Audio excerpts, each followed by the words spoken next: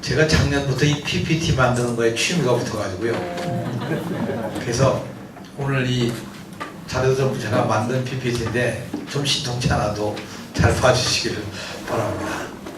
원래 제목이 평화의 길 그건데 그 내용으로 함께 그리고 변화의 힘 이렇게 제가 제목을 부제를 달아서 오늘 말씀을 드립니다. 진보 정의당 당을 한다고 하는 건 여기 함께 가는 것이고 그 함께 가는 것이 결국 목표가 있다면 변화를 만들어 가는 거겠죠.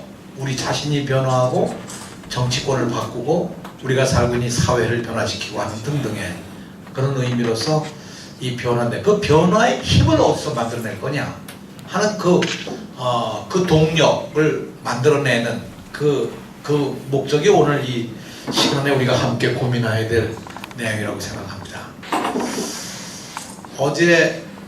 어젠가요? 서상기 정보위원장이 국정원에서 노무현 대통령의 정상회담 이 대화록의 발췌본을 받아서 보고 언론에 이것저것 얘기를 흘렸는데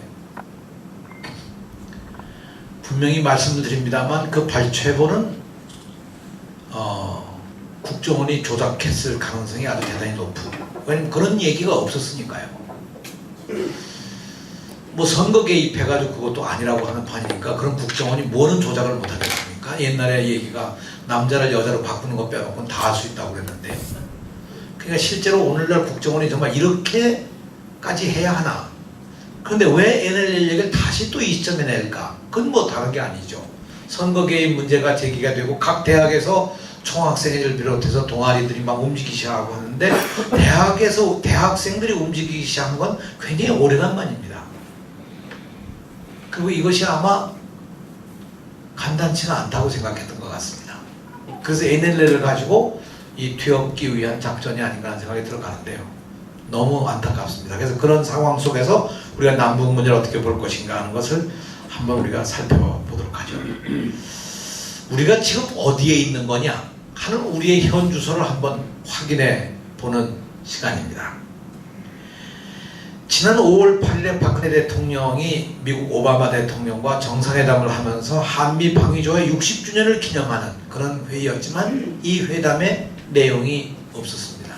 다시 말하면 과거의 대북 정책에서 변한 게 없었습니다.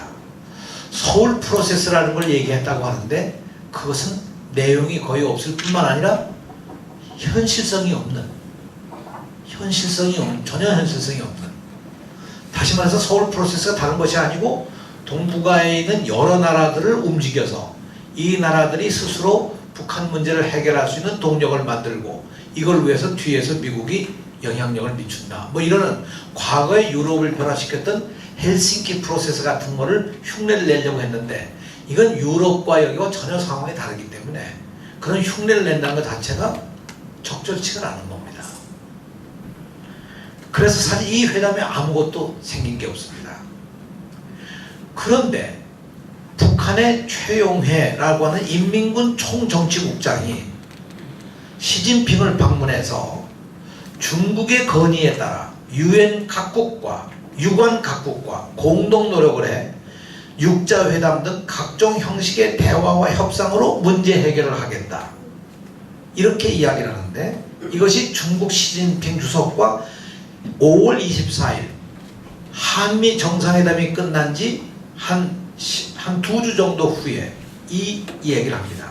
여러분이 이 얘기를 볼 때 시퀀스를 좀 이 시간의 이 흐름을 잘 좀 한번 살펴보시길 바랍니다. 인민군 총정치국장 하는 최용해가 중국의 시진핑에게 가서 이제 육자회담을 비롯해서 각종 형식의 대화와 협상으로 문제를 해결하겠다고 하는 것은 여러분 좀 어딘가 좀 이상하지 않습니까? 왜냐하면 이 사람이 인민군 총대장인데 총대장이 가서 우리가 무력으로 하지 않고 이 대화와 협상으로 문제를 해결하겠다고 하는 것은 대단히 중요한 메시지입니다.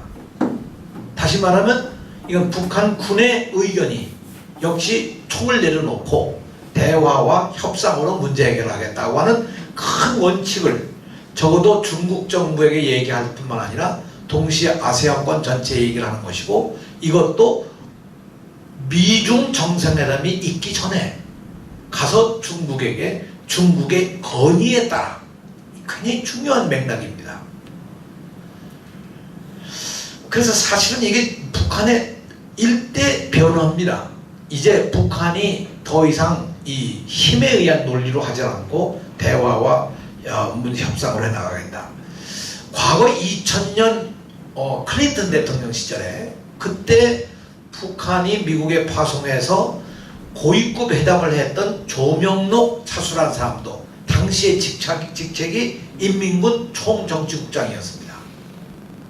그 인민군 총정치국장이 클린턴 대통령을 만나서 역시 그때도 대화와 협상으로 모든 문제를 해결해 나가도록 하겠다 하면서 새로운 정치적 변화를 가져온 것이 2000년 그때의 일이죠. 이렇게 비교해 보면 이번에 최용해 총정치국장이 간 것이 대단히 의미 있고 대단히 중요한 북한의 정책적 변화의 메시지라고 이렇게 보게 되는 것이죠. 그 다음에 6월 7일부터 8일까지 미중 중미 정상회담이 열렸습니다. 과거에 볼 수 없었던 와이셔츠 바람에 두 정상이 함께 이야기를 나누는, 이것이 바로 뭐냐면 모든 것을 열어놓고 실무적인 부분까지도 정상들이 함께 이야기를 나눈다는 보다 격이 없는 이런 모습을 보임으로써 정상회담에 여러 가지 의미를 더해주고 있는 것이죠. 이것도 이 워싱턴에 있는 대통령 백악관에서 한 것이 아니라 캘리포니아에 있는 렌초 미라지라고 하는 그 대통령의 휴양지에서 이런 회의를 갖는다는 것도 또 다른 하나의 의미를 가지고 있는 것이죠. 미국과 중국이 어떻게 가느냐. 근데 여기서 우리가 읽어야 할 것이, 미국과 중국이 지금 G2로 경쟁을 하고 있는데 대체로 전문가들의 견해에 의해 보면 총 국가 총생 생산량에 있어서 지금은 미국이 중국보다 훨씬 앞서 있지만 대체로 2025년이 되면 중국이 미국을 앞지른다는 겁니다. 그렇다면 불과 앞으로 한 10년 정도입니다. 그러니까 중국이 미국을 앞지르는 시간이 불과 앞으로 10년.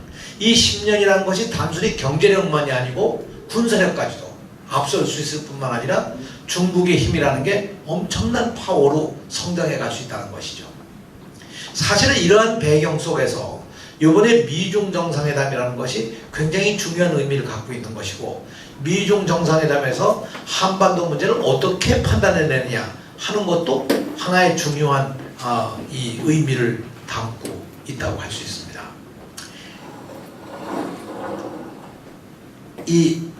이때 여러분 아시는 바와 같이 6월 7일부터 미중 정상회담이 열리는데, 김성현 위원장님 후에 오는 사람을 생각해서도 일로 앉으시죠.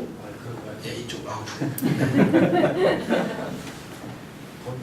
일로 오시면 네, 가운데 네. 자리 하나 펴 있으면 여기 딱 위원장님 여기 가운데 여기 앉으세요. 영상 찍는데 지장이 있어요. 네.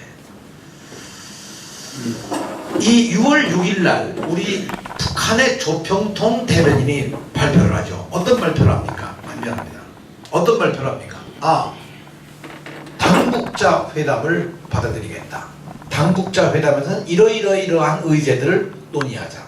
이걸 조평통 대변인이 발표를 했는데 이것에 대한 응답을 기다렸다는 듯이 6월 7일 날 아침에 이상하게도 통일부 대변인이 아니고 통일부 장관이 나와서 직접 장관급 회담을 하자 이렇게 얘기를 하지 않습니까? 근데 이 얘기는 우리가 조금 이따 좀 하도록 합니다. 이렇게 변해가고 있었습니다. 한미 정상회담, 미중 정상회담, 그리고 그 중간에 최용해와 북한과 중국의 정말 고위급 회담, 이런 걸 통해서 중국과 북한이 내놓은 것이 대화와 협상, 이것이 미중 정상회담에도 그대로 반영이 된 겁니다. 이런 상황에 우리 정부는 어떻게 했느냐? 우리 정부가 내놓은 건 기가 막히게도 한국 미사일 방어 체계를 이렇게 만들겠다는 것을 정부가 발표를 하고, 또 한편으로는 장거리 유도탄 타우러스라고 하는 것을 장거리 공대지 지대지 순항 미사일을 해서, 아마 여러분 보셔서 알겠지만 언론을 통해 가지고 여기서도 500km 밖에 있는 뭐 어디서 쏴서 평양을 타격시킬 수 있는 이런 유도탄을 우리가 만들었다 하는 걸로 아주 신문 언론을 통해서 대서특필을 했습니다. 북한 인민군 총정치국장은 대화와 협상으로 하겠다고 얘기하는데, 우리는 응답을 장거리 유도탄으로 박살을 내겠다. 이것이 우리의 응답입니다. 이게 왜 그럴까? 이 주고받는 이 메시지에 대해서 우리가 상당히 의미 깊게 이걸 생각을 해야 됩니다. 그러면 정말 박근혜 정부는 지금 어떤 정책을 가지고 있기에 이러는 건가? 그리고 미국은 정말 한국 문제에 대해서 어떤 생각을 가지고 있는 것인가? 이렇게 우리가 봐야 되겠죠. 연도별 국방 예산이 나온 걸 보니까 내년도에 국방 예산으로 지금 예정되어 있는 것이 방위력 개선비로 11조 9천억. 이것이 그 무기 구입하는 비용입니다. 간단히 얘기하면. 그리고 경상운영비가 아직 나와 있지 않지만 경상운영비의 경우도 상당량이 늘어나리라고 생각합니다. 특히 미군 주둔이 더 늘어나기 때문에 미군 주둔 비용까지 하게 된다면 굉장히 많은 비용이 늘어나서 실제로 2014년 총 국방 예산은 아마 34조를 훨씬 넘는 37조 내지 38조 정도 될 걸로 예상을 합니다.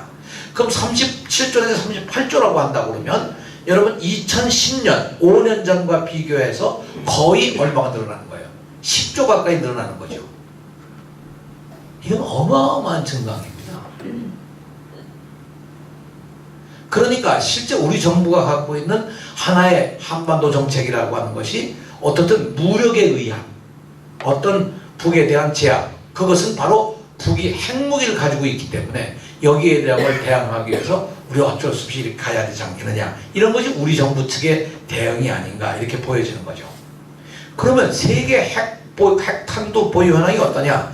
이건 원래 핵 보유국인 5나라, 미국, 러시아, 영국, 프랑스, 중국 이외에 2나라가 있죠. 인도와 파키스탄. 인도, 파키스탄은 국제사회가 인정하고 있는 것이고 우리가 흔히 얘기하는 NPT에서는 인정을 하고 있지 않은 겁니다.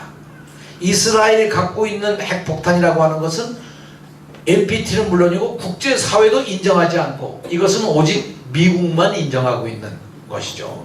이래서 전 세계에 대략 이런 나라들이 이렇게 핵폭탄을 가지고 있고 북한이 10개 미만, 지금까지 뭐 실험하고 난 걸 다 돈다 그러면 불과 뭐 한 서너 개 정도가 될까 하는 정도로 대략 유출을 합니다. 왜냐면 그동안에 플루토늄 생산을 하지 못했고, 플루토늄 생산을 하지 못했다고 그러면 고농축 우라늄으로 우라늄탄을 만들지 않았겠느냐.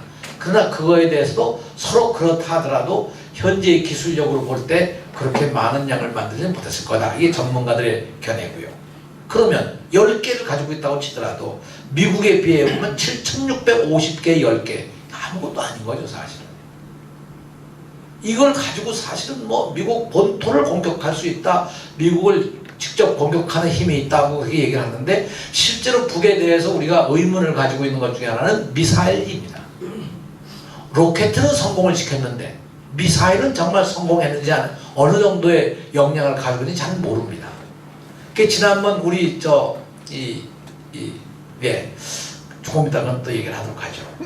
그래서 간단히 말씀드려서 로켓과 미사일의 차이점은요, 로켓은 하늘로 쏴서 이 대기권을 벗어나서 우주 공간에 우주선을 궤도에 올려놓는 역할을 하는 것이 로켓입니다. 대기권을 벗어나서 우주 공간에 이 궤도에 로켓을 올려놓는 것, 그걸 요즘번에 북한은 성공했다는 것이죠. 어느 나라든지 평화적 목적으로 이 항공 기술을 개발하고 발전시킬 수 있는 권한이 누구에게나 있고, 그래서 로켓이죠. 그 미사일은 뭐냐?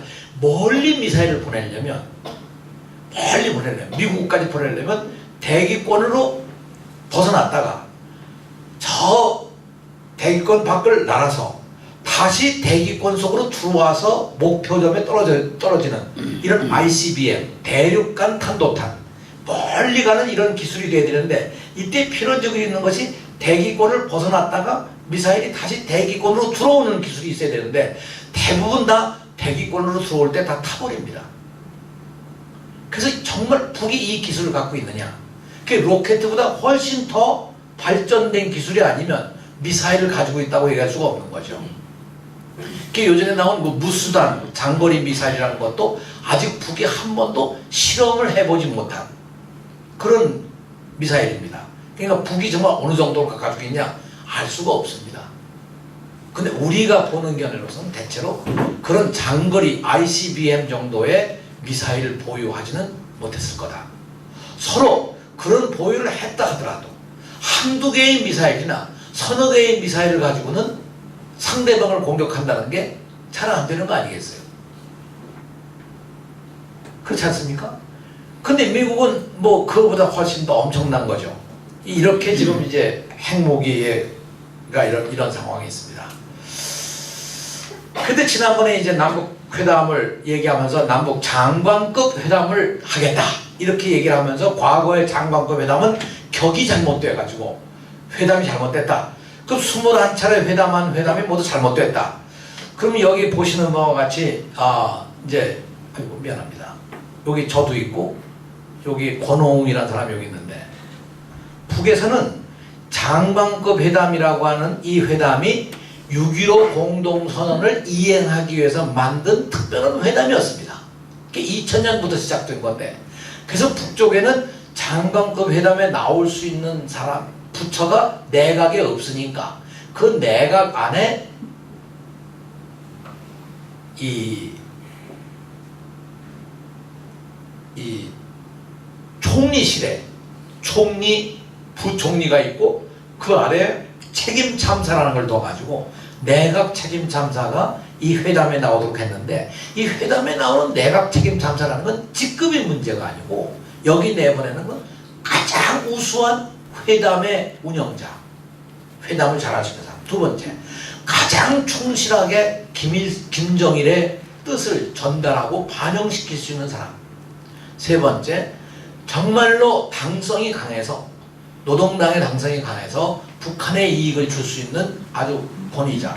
그래서 사실 이 권오웅이라는 사람이 상당히 젊은 나이에 발탁이 됐는데, 실제로 그 당시에 이 사람은 김정일 국방위원장의 가장 신복으로 알려져 있었고, 가장 이 김정일 국방위원장과 직접 소통할 수 있는 사람이었다고 그렇게 평가를 합니다. 그러니까 내각 참사라는 모자를 쓰고 나온 거죠. 이렇게 나올 때 실제로는 커튼 뒤에서 이 회담을 다 조종하는 사람들이 있습니다. 그 사람들이 대체로 통전부에 있는 사람들입니다. 당에 있는 통전부. 그러니까 이 사람들은 겉으로 안 나타납니다. 그러니까 과거의 경우는 통전부의 부장이 누군지, 통전부란 조직이 어떤 역할을 하는지도 우리도 모를 정도로 있었는데, 통전부는 한마디로 말씀드리면 대남 공작의 총책임 기구입니다. 그러니까 통일 얘기만 하는 게 아니라 대남 공작, 북이 원하는 정치적. 그래서 사실은 김양건 통전부장이 이 장관급 회담에 나와야 된다. 이건 번지수가 정말 틀린 얘기입니다. 과거에도 이런 얘기가 통일부 내에 있었습니다. 그러나 김양건은 대남 공작하는 사람하고 우리가 어떻게 앉아서 통일 문제를 얘기를 하느냐? 아니잖아요. 그럼 우리가 국방부 장관이 나가서 남북 통일 얘기를 하겠습니까? 아니지 않습니까? 그러니까 실제로 이건 안 되는 거죠. 근데 아까 재미있는 얘기를 하나 드린 게, 인민군 총정치국장이 중국에 가서 이제부터 대화와 협상으로 모든 문제를 풀어나가겠다고 한 얘기가 괜히 의미 있는 얘기라고 하는 것이, 그것은 북한이 가지고 있는 하나의 대단히 중요한 변화고, 이 변화에 따라서 남북 대화를 제기하고 북미 고위급 대화를 이번에 제의를 하게 된 것이죠. 권오웅 훌륭한 사람이었습니다. 회담하는 데 탁월한 역량을 가진 사람입니다. 그 사실 이 회담에, 그런데 아까 얘기드린 북한은 커튼 뒤에 있는 사람이 때로는 커튼 앞으로 나오기도 합니다. 그래서 이번 회담에 나오는 사람 가운데 대표 가운데 하나가 눈여겨볼 사람이 누구냐 하면 원동현이라고 하는 통전부의 제1부부장. 이 사람이 누구냐면 김양건 부장 바로 밑에 책임자일 뿐만 아니라 지나간 한 3, 40년 동안 남북 문제를 통괄해온 총책임자입니다. 얼핏 보면 시골 아저씨처럼 보이는데 지난 40년 동안 이 사람은 이 일을 해온 사람이기 때문에 누구보다 탁월합니다. 이 사람은 늘 커튼 뒤에만 있다가 이번 회담은 이상하게 전면에 나왔습니다. 그래서 5명 대표 가운데 한 사람으로 원동현 제1부부장이라는 사람이 나왔는데 이 사람의 직급으로 얘기하면 우리의 장관급보다도 좀 높은 자리고 이 사람이 어떻게 전면에 나왔을까? 우리도 의문이 됐는데 이번 회담의 중요성과 북한이 가지고 있는 의지 때문에 직접 회담 테이블에 뒤에서 조정하는 커튼 뒤에 있던 사람이 앞으로 나왔다. 그건 대단히 큰 변화고 북한의 하나의 의지라고 우리가 읽어낼 수가 있는 것이죠. 그래서 아까 얘기 드린 바와 같이 강지영이라는 조평통 서기국 국장하고 아까 얘기한 원동현 통전부의 제1부부장, 이런 포맷은 정말 전에 과거에 볼 수 없었던 그런 일입니다. 그러니까 격을 따지는 게 아니라 격 문제에 있어서 조평통 서기국 국장이라는 사람은 사실상 장관급보다도 위에 있다고 얘기할 수 있는 그런 사람입니다. 이 국장이 아닙니다. 아까 얘기한 인민국 총정치국장도요, 인민군 내 국이 여러 개가 있습니다. 그러니까 총정치국장 할 때는 국장이다 하면 우리가 생각하는 국장하고 전혀 차원이 다른, 군 내부에서 본다면 김정은 다음 사람입니다. 그러니까 이번에 이렇게 놓고 우리가 김남식 차원을 내보내니까 이게 문제가 있었던 것이죠. 상급 회담에 왜 차관을 내보내느냐? 그러면 문제가 정말 격에 있었을까? 저는 그렇게 보지 않습니다. 이번에 결국 회담을 깨게 된 가장 중요한 것은 6.15 남북 공동선언의 기념행사를 공동으로 하자. 다시 말하면 박근혜 정부가 이제 남북 관계를 다시 정상화시킨다면 정상화시키는 데 입구에서 증명서를 내라. 6.15 남북 공동선언이라고 하는 것이 남북 정상이 합의한 최초의 문서일 뿐만 아니라 통일에 대한 긴 장도의 합의서입니다. 그러니까 마치 이것이 열쇠와 같은 거죠. 문을 열으려면 카드키라도 갖다 대야 문이 열릴 거 아니겠습니까? 남북관계를 풀어나가는 카드키가 6.15입니다. 그러니까 6.15로 우리가 같이 문을 열자. 이걸 열자면 우리가 남북이 같이 하는 거고 안 되면 못하는 거다. 그게 사실은 내가 보는데 경 문제가 아니고 다 압니다. 통일부가. 왜 모르겠습니까? 통일부 직원들도 전문가들인데 김남식 차관 다 압니다. 얘 내용이. 김양건이 못 온다는 것도 알고요. 김양건이를 계속 고집하면 안 된다는 것도 알고. 그런데 김양건만 고집한 게 아니라 북쪽에서 내놓은 것이 6.15 공동선언 같이 하자. 사실 이것이 가장 열지 못하는 하나의 열쇠가 아니었을까. 그래서 우리가 결국 깬 것이 아닌가. 정부가 준비가 안 돼서. 깬 건 좋은데 이게 이제 문제입니다. 북미 고위급 회담 이것도 깨질 가능성이 좀 높다고 생각합니다. 거의 열릴 가능성이 없다고 생각합니다. 왜냐하면 오바마가 전화를 걸어서 우리 박근혜 대통령에게 전화를 걸었다고 그러지 않습니까? 그럼 여기에서 북한이 제의한 북미 고위급 회담에 대한 미국 정부의 입장을 얘기를 했을 것이고 여기에서 강하게 우리 대통령은 절대로 남북 대화가 있기 전에 미국이 먼저 섣부른 대화를 위한 대화하지 마라.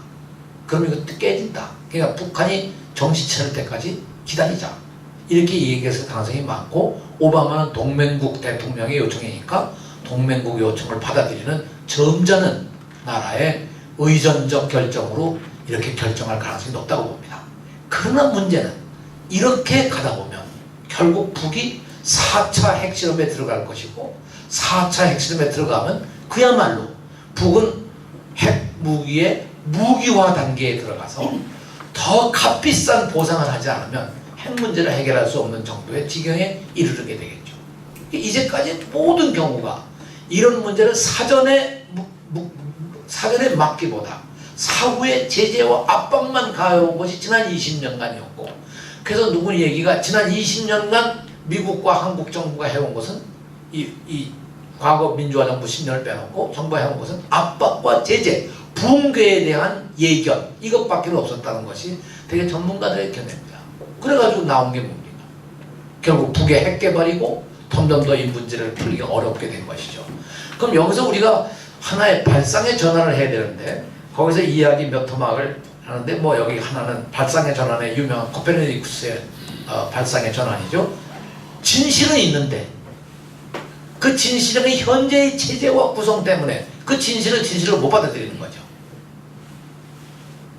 우리 NLL 발언이랑 똑같은 얘기입니다. 진실은 있는데 전혀 노무현 대통령이 그런 얘기를 한 일이 없는데 그런 생각도 한 일이 없는데 정상회담에서 그런 얘기가 논의되지도 않았는데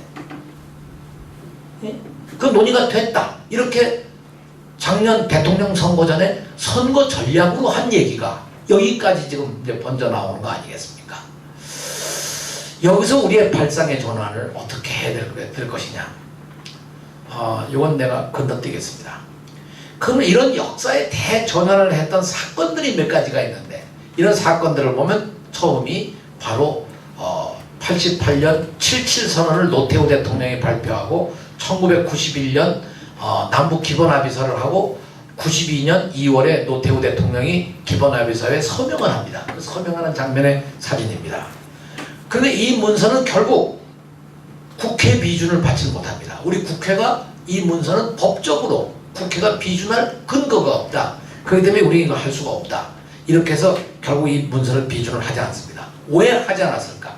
이것이 남북관계 인식의 대전환, 아까 얘기한 코페르니쿠스적인 대전환의 이야기를 노태우 대통령이 감히 당시 해내는 거죠. 민족 자존과 통일 번영을 위한 대통령 특별선언. 북한은 우리의 선의의 동반자다. 북한도 우방과 우리의 우방과 관계 개선을 할 수 있도록 촉구한다. 이런 그 발언을 정부가 합니다. 이때는 그 올림픽을 앞두고 사실상 이 새로운 정치적 의미의 발언이었을는지 모르지만 이것이 하나의 인식의 전환을 가져왔던 것이고 이 결과로 나온 것이 남북기본합의서가 1991년 12월 23일 이 남북의 총리가 각각 서명을 해서 이 문서를 만들어냈는데 여기에 가장 중요한 것이 두 번째 줄에 있는 것 상대방의 체제, 상대방의 사상, 상대방의 제도를 인정 존중한다. 군사적 불가침을 보장한다. 군비 감축을 해나간다. 정전 상태를 평화 상태로 전환시킨다. 판문점에 연락사무소를 둔다. 이런 아주 굉장히 전향적인 여기에도 덧붙여 있는 부속 합의서가 대단합니다만 이런 합의를 만들어 내는데 결국 이것이 이행이 되지 못하는 거죠. 그러나 이것이 가져온 1991년 이때 이것은 대단한 겁니다. 이것 때문에 이루어진 것이 유엔의 동시가입, 한반도 비핵화 선언, 남북 공동선언. 네. 더 나아가서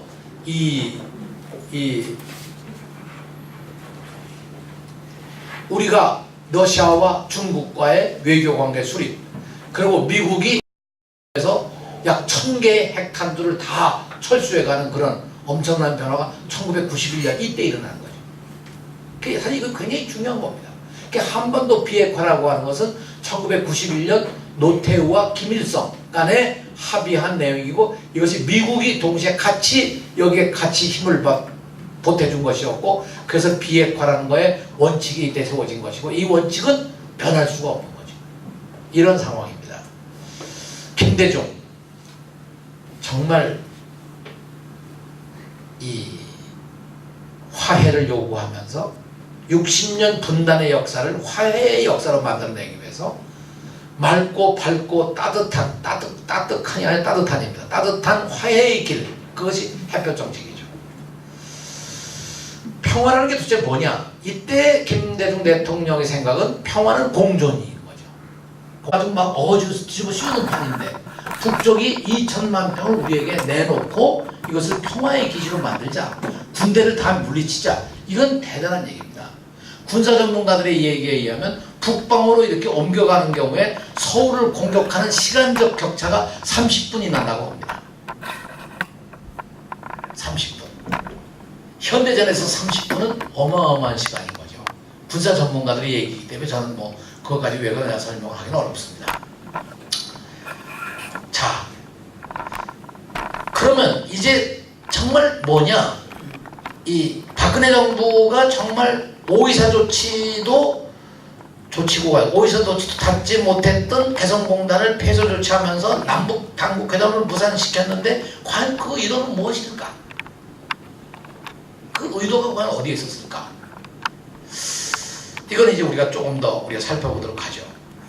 그럼 우리가 결국은 이런 상황 속에서 우리가 바라보는 가장 중요한 것이 이 아까 얘기했던 새로운 어떤 이 관념의 전환을 본다고 하면 대륙철도라는 것이 가장 중요한 건데, 대륙철도라고 하는 것이 하나는 중국을 통해서 가는 이 TCR이고 또 하나는 러시아를 통해 가는 TSR인데, 북한이 원래 주장했던 것이 이 두 개의 철도를 다 하자 이렇게 요구를 한 건데, 그 당시 통일부 담당자는 가가지고 놀랐습니다. 왜냐하면 통해서는 그냥 기차가 없잖아요. 철도가 연결할 의미가 없잖아요. 왜 없느냐? 있었는데 경제적 효과가 없다고 해서, 경제성이 없다고 끊어서 버렸습니다. 그냥 동해선. 근데 북한 사람들은 옛날 지도니까 옛날에 있던 우리 철도가 있는 지도를 가지고 있었던 거죠.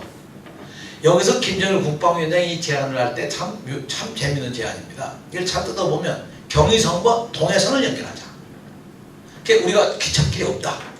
그래도 하자. 이 이유는 시베리아까지 가고 이 중국으로 가는 이 두 개의 길이라고 하는 것이 러시아와 중국과 균형 있는 관계를 유지해 나가는 하나의 표현이죠. 이게 대단히 중요한 겁니다. 지금 철도가 없더라도 합시다 하는 얘기는 바로 그거죠. 그래서 원래 우리 쪽에서는 동해선을 하지 않는 걸로 그렇게 했다가 결국 김정일 국방위원장의 강력한 요청에 의해서 동해선을 만든 겁니다. 아무 의미가 사실 없는 거죠. 그럼에도 불구하고 우리가 만든 이유는 아까 얘기한 바와 같이 러시아와 중국과, 다시 말하면 한반도의 문제는 주변 국가의 어떤 도움이 없이는 다음으로 넘어갈 수가 없는 거 아니겠습니까? 여기에 또 하나 중요한 것은 우리가 어떻게 정서적으로 북한과 함께 공존하는 기쁨을 나눠갈 수가 있겠느냐. 민족이 하나라고 하는 것, 그 개념을 어떻게 만들어갈 수 있을까? 실제로 민족이 하나라고 하는 것, 우리가 통상히 얘기하지만 민족이 하나라고 하는 것이 대단히 중요한 개념이고 한반도 통일의 하나의 가치라고 저는 그렇게 생각을 합니다. 기독교적인 측면에서 보면 희년이라는 얘기를 하고 있는데, 희년은 역사의 근본적인 변화입니다. 이 희년이라는 것이 7년씩 7번이 지나가면 77이 49, 49년이 지난 50년이 되는 해. 이게 50년이 되는 해가 뭐냐? 그때 이 사람들은 구약시대의 사람들은 소위 노예가 됐던 사람들을 풀어주고, 포로가 됐던 사람들을 고향으로 돌려보내주고, 고향을 떠났던 사람들이 다시 고향으로 돌아가는 그런 변화.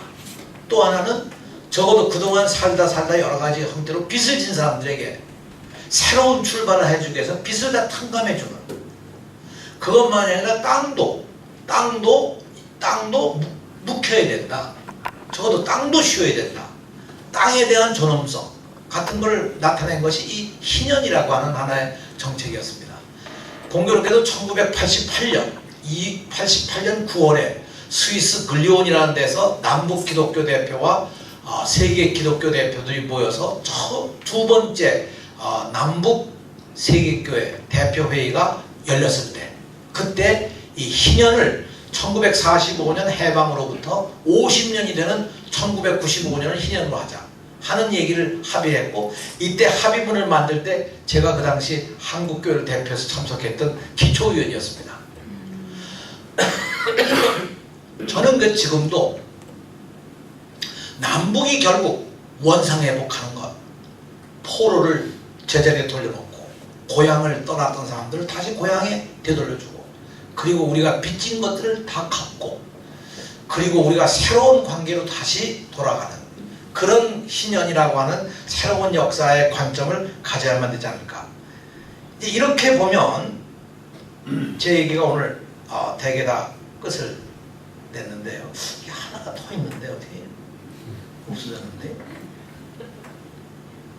저는 우리가 과연 이런 상황 속에서 새로운 역사를 만들어가는 하나의 변화를 만들어내기 위해서 어떻게 해야 될까? 특히 진보정의당 정치적 입장에서 어떻게 해야 될 거냐 하는 게 우리의 과제가 되겠죠. 저는 통일 문제가 부수적인 문제가 아니고 평화의 문제가 그저 하나의 과제가 아니고 사실은 제일 중요한 하나의 과제고 이것이 제일 앞서가야 될 과제입니다. 평화와 통일을 경제적 관점에서 봐서도 안 될 것이고 평화와 통일을 무슨 이념적 잣대로 봐서도 안 될 것이고 여기서 정말 발상의 전환이 일어나야 된다고 생각합니다. 아까 지나간 그림 가운데 하나가 하루는 제가 전철을 타고 지나가는데 MBC 라디오를 이렇게 듣는데 들어보니까 재밌는 얘기를 하더라고요. 거기서요. 앵두나무에 앵두가 잘 열렸습니다. 그래서 이 앵두나무에 앵두를 열린 걸 보고 아이들이 모여서 저 앵두를 좀 따먹자 그렇게 생각하고 앵두나무에 앵두를 따먹기 시작했습니다. 앵두나무를 다 따먹다 보니까 저 위에 있는 앵두를 도저히 따먹을 수 없는 거예요. 지들이 키가 작아서 올라갈 수도 없고 애들이라 거기 갈 수도 없고 그러니까 애들이 논의를 해가지고 어떻게 했으면 좋을까 하고 논의를 하다가 결론을 냈습니다. 자, 우리 힘을 합쳐서 저 나무를 비자. 그래서 마침내 얘들이 가서 톱을 가져다가 힘을 모아가지고 영차영차해서 나무를 비워냈습니다. 그리고 앵두를 다 따먹었습니다. 그러니까 얘들이 겁이 나기 시작한 겁니다. 그때 아버지가 딱 나타났습니다. 아버지가 어떻게 했을 것 같습니까? 여러분이 금방 아마 여러 가지 생각이 머리에 돌아가실 겁니다. 이 아버지가 아이들을 칭찬을 해줬습니다. 너희가 참 힘을 모아서 저걸 피는데 참 힘들었겠다. 근데 저걸 이렇게 비워냈으니 너희 참 성공했다. 정말 대단하다. 아버지는 나무보다도 아이들이 훨씬 더 소중한 것이었고 그 아이들이 소중한 것보다 더 소중한 것은 아이들이 힘을 모아서 함께 일을 했다는 게 더 소중했고 함께 힘을 모아서 일을 했다는 것보다 더 소중한 건 그 목표를 달성할 수 있었다는 게 더 소중한 가치였던 것이죠. 그럼 그 아버지의 관점에서 보면 나무가 굉장히 소중하고 어떻게 나무를 비워 없애느냐. 근데 이 아버지 생각은 나무는 다시 심을 수 있지만 애들은 다시 데려올 수 있는 게 아니죠. 아무리 애들을 야단친다고 해도 나무가 되살아오지는 않지 않겠습니까? 그러나 여기에 반론도 있을 수 있을 겁니다.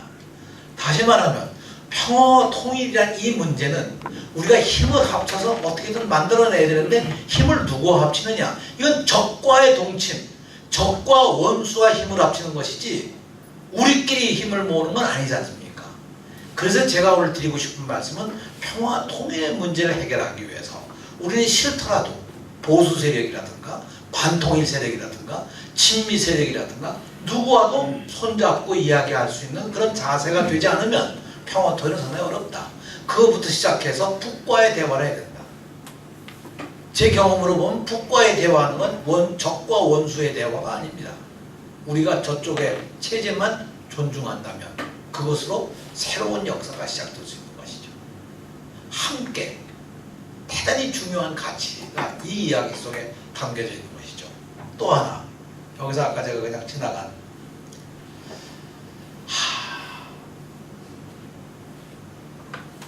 아버지와 아들이 길을 걸어가다가 길섭에 있는 버섯을 보고 아버지가 이 버섯을 단장으로 가르치면서 아들에게 이렇게 얘기합니다. 얘야, 저건 독버섯이야. 저걸 먹으면 사람이 죽어. 절대 저걸 먹으면 안 돼. 아버지와 아들이 지나갔습니다. 그 독버섯이 주변에 있는 버섯들에게 야, 저 사람들이 가면서 나보고 독버섯이래. 그러니까 거기 있는 버섯들이 절대 너는 독버섯이 아니야. 너는 우리들 가운데 가장 빛나고 아주 멋진 우리의 최고의 버섯이지. 너는 절대 독버섯이 아니야. 사람의 눈으로 보면 너는 독버섯이고 사람이 먹는 기준으로 보면 너는 독버섯이지만 이 자연의 여러 가지 아름다움을 만들어주는 건 내가 만들어주는 것이고 너는 우리와 함께 영원한 버섯, 동지일 뿐만 아니라 같이 가는 버섯이지 절대 나는 독버섯이 아니야. 그러니까 먹는 기준으로 사람의 기준으로 보지 마. 이게 이제 두 번째 우리가 생각할 수 있는 하나의 발상의 전환입니다. 다시 말하면 다른 사람들이 다른 관점에서 우리를 바라보고 뭐라고 얘기하더라도 우리가 가지고 있는 하나의 그 굳은 어떤 가치, 그것이 살아있다고 하면 그것은 우리 미래에 좋은 하나의 꿈이 될 겁니다. 평화와 통일이라고 하는 것은 우리 민족 속에 있는 것이고 어느 누구도 이것을 미국의 국익의 관점에서 봐서도 안 될 것이고 중국의 국익의 관점에서 봐서도 안 될 것이고 우리가 가지고 있는 정치적 기득권을 가지고 있는 사람들의 관점에서 봐도 안 될 것이고 다만 이것을 순수하게 민족이라는 관점에서 우리가 이 평화와 통일이라는 것을 바라보고 거기서 어떤 해답을 만들어 가야 될 것이다. 그것이 우리들에게 주어져 있는 하나의 과제가 아니겠느냐 그런 생각입니다. 다시 말하면 이 두 개의 그림 속에서 우리가 볼 수 있는 것은 진보정의당이 과연 평화와 통일의 가치를 어느 정도의 위치에 두고 갈 거냐 하는 게 굉장히 중요합니다. 누가 뭐라고 하는 걸 두려워하지 않고 우리가 당당하게 우리가 가지고 있는 하나의 신념으로 굳어 있다면 평화와 통일을 가장 우선한 정책의 내용으로 가지고 가야 되겠죠. 그리고 그걸 설득해내야 되겠죠. 누가 혹시 우리를 먹는 거에 기준으로 또는 인간의 관점에서 저건 독버섯이야, 저건 종북 세력이야 그렇게 얘기한다 하더라도 우리가 자신있게 우리가 평화와 통일을 위한 우리의 역사적 사명과 민족의 과제를 우리가 가지고 있다고 하면 그것을 끝까지 지켜가는 정치 세력, 그것이 우리들에게 또 소중한 것이 아닐까 이렇게 생각을 해봅니다. 여러분 고맙습니다.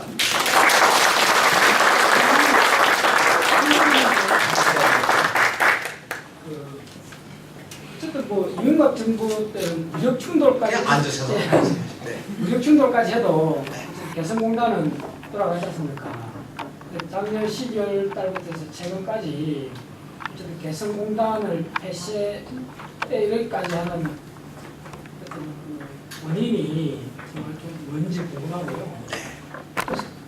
요즘 이렇게 신문 보면은 박근혜 정부에서는 한반도 신뢰 프로세서라는 말을 많이 쓰라고 해요.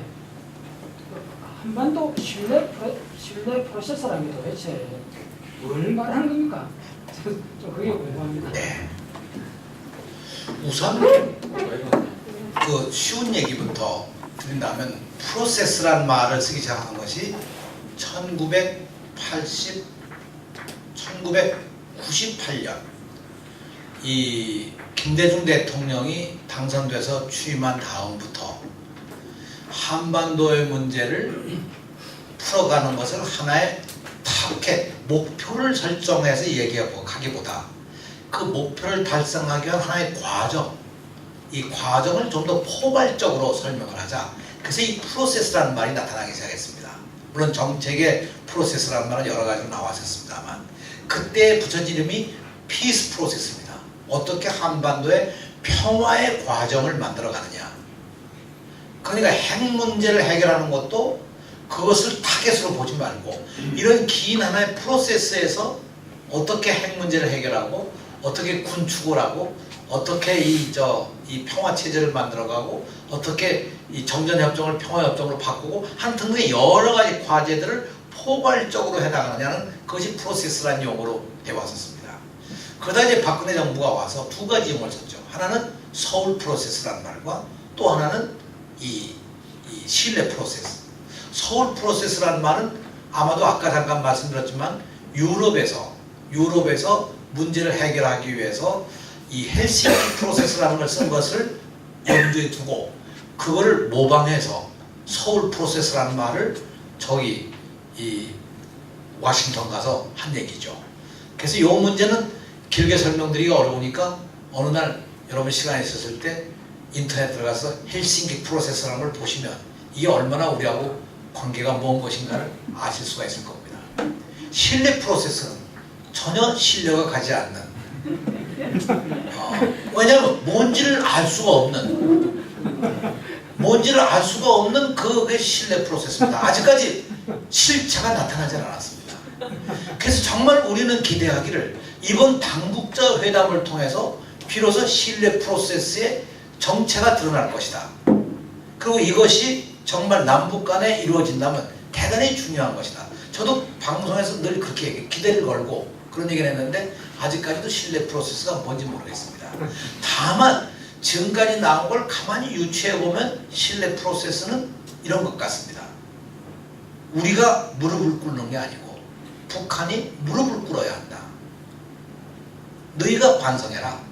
그리고 너희가 핵 문제를 먼저 해결하고 나오지 않으면 다음 단계는 갈 수가 없다. 결국 신뢰라고 하는 것이 북이 행동으로 변화를 보여주는 것, 그것이 신뢰라는 거죠. 그러니까 이명박 정부가 했던 것과 별 차이가 없는 겁니다. 저는 그렇게 생각을 합니다. 앞서 하신 말씀, 개성공단을 왜 닫았을까? 그게 저도 의문입니다. 근데 개성공단을 닫기 전에 월드스트리트 저널이라고 하는 미국의 언론에서 사설에서 개성공단을 엄청나게 공격을 하면서 저것은 북한의 자금을 조달하기 위해서 북한이 했던 위장 전술 같은 것이 개성공단이다.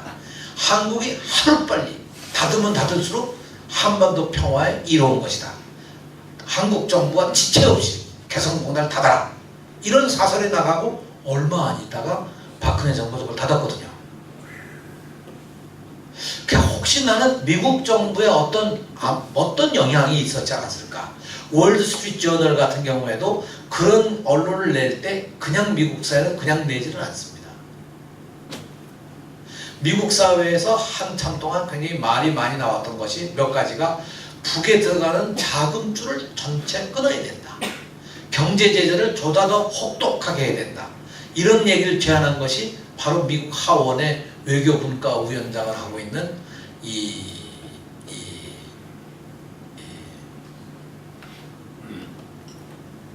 아이고 금방 이름을 못 까먹었네. 일단 나이 탓입니다. 에드워드 로이스라는 사람인데, 에드 로이스라고 약칭으로 이렇게 보통 에드워드라고 안 그러고 에드라고 부릅니다. 이 애칭 비슷하게. 에드 로이스라고는 이 하원 의원은 로스앤젤레스 출신입니다. 그리고 한국 문제에서 가장 자기가 밝게 안다고 하는 사람인데 철저한 반공주의자고 철저하게 북한을 무너뜨리고 북한의 정권을 교체하는 길밖에 한반도의 평화가 없다 이렇게 생각하는 사람인데, 이 사람이 바로 북한의 경제 제재를 보다 더 적극적으로 하기 위해서 경제 제재 법안을 만들어낸 사람입니다. 최근에. 그러니까 이런 것들을 유추해보면 북한의 근로자 54,000명이 받는 돈 한 달에 약 한 600만 불 정도의 돈을 북한에 들여보내는 것이 결국은 북한을 무너뜨리는데 도움이 되지 않는다. 그래서 이걸 끄는 게 아닐까. 저는 그렇게 생각을 합니다. 그런데 이것도 생각해 보십시오. 54,000명이 하루에 일을 해서 하루에 몇 시간씩 일주일에 몇 시간 일을 하냐면 60시간 이상을 노동을 해서 받는 돈이 120불입니다. 120불. 그럼 우리 여기 안양의 공장에서 실제로 몇 시간 일을 합니까? 지금 기본으로 40시간이죠? 그럼 북한은 그보다 훨씬 더 20시간을 더 일을 하고 받는 게 120불이라고 하면 120불을 우리 생각해보면 얼마나 대단한 겁니다. 실제로 개성공단에요. 개성공단에서 생산하는 것만이 아니라 개성공단이 미처 생산을 해내지 못하기 때문에 그 개성공단 밖에 외주를 주는 게 상당량이 또 있습니다. 외주를 주는 게. 그래서 이렇게 놓고 보면 사실 저는 개성공단 막은 것이 글쎄 박근혜 정부의 단독 조치였을까? 아니면 미국의 어떤 관계가 있었을까? 아니면 이것이 정말 돈줄을 쬐기 위한 그런 목적은 아니었을까? 저렇게 느닷없이 막을 수 있는 건 아니었던 거거든요. 저게 보통 문제가 아니지 않습니까? 우리만 해도 여기에 걸려있는 업체가 얼마나 엄청나게 많습니까? 여기 하나만 더 말씀드리면 제가 재임 시에 했던 일 가운데 하나가 북의 경공업 원자재를 제공해주고 그 대가로 우리가 이 광산 세계를 공동 개발해서 광물로 상환을 받는 그걸 시작했었습니다. 그래서 이 8천만 불, 아니 800만 불, 800만 불이면 8천만 불이 800억이죠? 그렇죠? 8천만 불이 8천만 불어치의 이 경공업 원자재, 섬유, 고무, 비누 원자재를 제공해주고 그리고 우리가 광물질로 받는다. 이럴 때 섬유 원자재를 제공해주는 걸로 우리나라 섬유업체에 250개가 되살아납니다. 그 사양산업이었던 섬유 250개 되살아나서 섬유협회가 무지하게 좋아했습니다. 그냥 뭐 이명박 정부 들어서자마자 그냥 제일 먼저 자르지 않았습니까? 그러니까 참 저런 게 참 원통한 거죠. 이렇게 자르고 압박을 가하다 보니까 궁극적으로 뭐예요? 저 사람들이 살아야 되니까 살기 위해서 누구를 붙들었냐? 중국을 붙들은 거고 중국을 붙들다 보니까 지금은 중국이 없으면 북이 살 수 없는 그런 지경에 이르는 거죠. 제가 장관할 때 북중 무역량이 20억 불이 안 됐습니다. 한 17억 불 정도밖에 안 됐는데 작년에 북중 무역량이 얼마냐? 거의 60억 불입니다. 여러분 이거 한번 생각해 보십시오. 이제는 그동안 이렇게 하다가 결국은 남은 건 뭐냐? 북한으로 하여금 중국이 없이 못 살게 만들어 놓은 거죠. 그러니까 이번에도 보세요. 당장 이게 한중 정상회담에 앞두고 오바마 대통령이 이 박근혜 대통령에게 전화 걸고 북한은 김계관 외교부 부상이 탁 중국을 넘어가서 또 뭐라고 얘기하고 모습이 참 너무 그렇지 않습니까? 대답을 너무 길게 해서 죄송해요. 네, 또 네. 예. 지금 한반도 평화 그리고 통일이 이루어져야 되는 거는 우리 입장에서는 아주 당연한 일인데 지금 주변국들 특히 이제 미국, 중국 그 양 거대 세력이 이제는 대결하면서 한반도 평화가 지연되고 실제로 어떤 조금의 이제 진보가 있다가도 그 다시 후퇴하고 뭐 이런 사태가 벌어지는데 뭐 예를 들면 미국 군산복합체 그 한반도 긴장 또 북핵 사태 이런 것들을 미국 군산복합체가 지금 이용을 해서 뭐 근래에 있었던 그 박근혜 대통령이 미국 가서 이제는 합의해줬던 그 MB 체제라든지 그러니까 한미일 MB를 이제는 그 한다든지 이런 일들이 이제는 미국 군산복합체 입장에서는 그 이해관계가 맞아 떨어지고 또 중국 입장에서도 북한한테 뭐 최근에 뭐 몇 가지 제재를 하는 척은 했지만 실질적으로 이제는 북한에는 별 영향이 없는 그런 국가들만 하고 그래서 한반도를 미국이나 중국에서 서로 이용하는 자기네 입장들 세력을 뭐 동아시아에서 확장하는 뭐 이런 걸로 이용하고 뭐 이런 견해가 있는데 그거에 대해서는 또 어떻게 생각하시는지? 네. 뭐 답을 다 아시고 질문하신 것 같아서 사실은 뭐 답을 안 해드려도 되겠습니다만 실제로 미국 경제 구조, 미국 산업 구조라는 건 그 방위 산업이 기반입니다. 그러니까 실제로 미국의 무기를 판다는 건 굉장히 중요한 것이죠. 아까 방위력 증강 비용이 내년도에 한 12조 가까이 된다고 말씀드리지 않았습니까? 그럼 결국 저걸로 12조라고 하는 건 계속적으로 한반도에 군사적 긴장 관계가 있어야 무기를 사올 수 있고 미국도 무기를 팔 수 있는 명분이 있지 않겠어요? 실제로 한반도 긴장이라고 하는 것은 어떤 면으로 보면 주변 국가들이 모두 원하는 것이라고 저는 그렇게 생각합니다. 이것이 독일 통일과 다릅니다. 독일은 독일의 경우는 주변 국가들이 다 독일이 통일돼야 그리고 그것이 평화로운 관계가 돼야 유럽 전체가 새로운 평화적 구조에서 발전해 갈 수 있다고 생각한 거죠.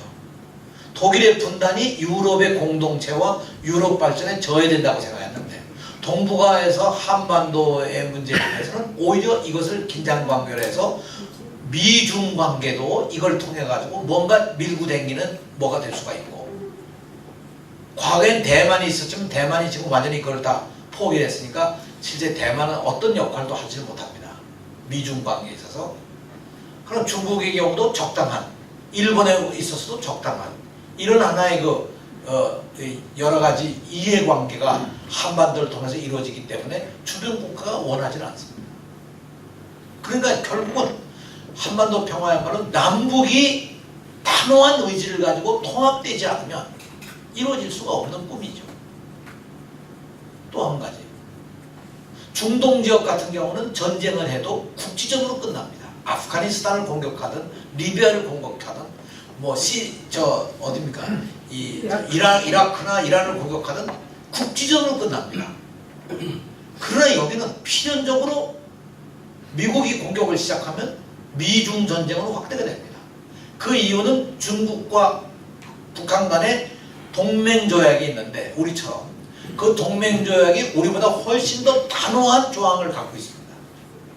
1961년에 동맹을 맺었는데 그 동맹조항의 제1조가 뭐냐면 어느 일방이 다른 나라로부터 군사적 공격을 받을 때 다른 일방은 군사적 지원뿐만 아니라 모든 지원을 즉각 이행한다. 그것이 북중 관계의 가장 중요한 조약 동맹 내용입니다. 그러니까 만약에 북한이 붕괴 사태가 일어나거나 이런 급변 사태가 일어났다. 그래서 가는 미군이 몰려들어오면서 핵 공격을 한다. 그럼 그 동맹 조약에서 즉각 중국은 참전하지 않을 수가 없고 그 전쟁은 결국은 남북 전쟁이 아니라 미중 전쟁으로 발전하는 거죠. 이 6.25 전쟁이 꼭 같은 그런 절차를 밟지 않았습니까? 그래서 사실은 한반도에서 전쟁이 일어날 수 없다 이렇게 얘기하는 사람들도 있지만 필요의 경우에 전쟁이 분명히 일어날 수 있는 가능성이 굉장히 높은 겁니다. 왜? 미국은 한 번도 북한의 급변 사태가 일어났을 때 북한에 대한 핵 선제 공격을 한다는 정책을 거둔 적이 없습니다. 한 번도. 1950년대 이후 지금까지. 그렇기 때문에 사실상 미국이 갖고 있는 이 핵 선제 공격 정책 이것 때문에 사실은 대단히 불안한 정국이 있는 것이고 이 핵 선제 공격에 대한 훈련의 일환으로 이제까지 1976년부터 끊임없이 이 팀 스피릿 훈련부터 키 리졸브 폴 이글까지 끊임없이 한미 군사훈련을 해왔고 이번에 아주 백미를 보여준 것이 미국의 미주리 공항에서 떠서 군산 앞바다에 와가지고 이 핵폭탄을 투하하는 연습을 한 B2의 이 군사훈련. 특히 B2는 벙커버스터라고 하는 지하시설을 60m를 들어가서 파괴시킬 수 있는 그런 힘을 가지고 있는 이 엄청난 파괴를 가지고 있는 벙커버스터. 부시가 북한을 겨냥해서 개발한 무기. 이걸 한꺼번에 16개를 투하할 수 있는 능력이 있다는 거 아닙니까? 이걸로 아주 이번에 굉장한 백미를 보여줄 겁니다. 그래서 북이 이런 사태가 일어났을 때 막 대응한다고 해서 무수단 미사일이나 다른 중장거리 미사일들을 동해안에 막 배치하고 했던 이유가 바로 그런 거죠. 그런 하나의 대응으로. 이렇게 본다고 하면 저는 지금 말씀하신 그런 내용에 있어서 결국은 남북이 단호한 의지를 가지지 않는 한 한반도의 평화와 통일이라는 건 참으로 거두기가 힘들고 진척되기가 어렵다는 거죠. 저는 그렇게 생각합니다. 그래서 제가 노무현 대통령님하고도 저 의견이 좀 상충됐던 것 하나가 노무현 대통령은 육자회담과 남북회담의 관계가 우리가 선순환 관계를 가져간다. 그 대원칙이고 두 번째 우리가 반발짝 뒤에 가자. 그게 노무현 대통령의 주장인데 내가 그 말씀하실 때마다 제가 아닙니다. 우리가 반발짝 앞에 가야 됩니다. 그래야만 육자회담이 해결이 되지. 우리가 뒤로 가는 한 육자회담도 해결될 수가 없을 겁니다. 그런 말씀을 드렸는데요. 지금도 나는 남북이 단호한 의지를 가지지 않으면 어렵다는 얘기죠. 네. 죄송합니다. 질문 하나만 더. 북한은 비교적 이제 정권이 거의 왕조 체제라고 또 얘기를 하는데 안정돼 있기 때문에 일관되게 이제 남북 정책을 이제 하고 있는데 남한 같은 경우에는 굉장히 정권이 바뀔 때마다 정치적으로 이용되고 그런 측면이 있어가지고 아시다시피 이명박 정부에서는 이제 남북 정책이 후퇴되고 거의 없다시피 하는 그런 상황이 되어지는데 이런 식으로 가면은 지금 말씀하신 이제는 주체적으로 북한이 주체적으로 통일과 관련된 행위들을 할 수 없는 그런 사태가 벌어진 거 아닙니까? 좋은 질문인데요. 사실은 그래서 지난 20년, 그러니까 대략 1991년에 독일이 1989년에 독일이 통일되고 91년쯤 돼가지고 이제 소련이 붕괴하고 다 이렇게 변화가 일어나지 않습니까? 이게 사실은 냉전 체제의 붕괴입니다. 20년 전에. 그 냉전 체제가 붕괴되면서 사실 북한이라는 나라가 굉장히 어려움 속에 빠지게 되고 그 20년 동안을 돌이켜보면 북한은 핵 개발을 하고 미국은 계속적으로 제재와 압박을 가하고 핵과 미국의 선제 공격, 적대적 정책의 철회 이 두 가지가 맞물려가는 거거든요. 이게 주고받는 겁니다. 그게 해결되지 않습니다. 우리 경우도 자 10년 동안 남북관계 햇볕 정책으로 시작해서 공전 평화 번영 정책까지 10년 동안 잘 왔는데 정권이 바뀌고 나니까 그냥 황 아닙니까? 황. 그러니까 북한 측에서 보면 20년간 미국하고 협상한 것도 실패. 한국과의 관계도 정권이 교체되면 뭐 순식간에 그냥 모든 게 다 무너지니 신뢰가 없는 거죠. 믿을 데가 없는 거죠. 그러니까 북한이 사실상 지난번 3월에 김정은이가 강력한 뭐 이런 얘기를 여러 가지 내놓았던 것이 바로 그런 하나의 그 변화에 대한 북의 강력한 얘기지만 실제로는 북도 선택의 카드가 별로 없습니다. 자기네들이 뭐 먼저 선제 공격을 하겠습니까? 핵무기를 쓰겠습니까? 만일 북이 선제 공격을 한다고 그러면 북은 우리가 가지고 있는 재래식 무기만으로도 완전히 초토화가 됩니다. 아니 북이 핵무기 쓸 것도 없습니다. 우리에게 있는 25개의 원자력 발전소 가운데 몇 군데만 터치면 핵무기 하나 던진 것보다 더 큰 위력의 엄청난 피해를 남쪽에 줄 수 있는 거죠. 그것만이 우리가 가지고 있는 경제 발판이라는 것도 하루아침에 안개처럼 사라지고 마는 거죠. 이런 어려움입니다. 전 세계에 도대체 전선을 사이에 두고 1000만 명이 넘는 큰 서울이라는 도시가 여기 있고 경기도까지 다 합치게 되면 인구가 얼마야? 2,500만? 2,500만. 경기도까지 다 합치면 2,500만이 전선을 중심으로 불과 60km에 있다. 이거는 상상을 못하는 얘기입니다. 그래놓고 60년을 살아온 겁니다. 그러니까 우리가 다 이렇게 그냥 아무것도 없는 것처럼 생각이 들어가겠지만 저는 지금 이 말씀을 드리면서 가장 중요한 것이 결국은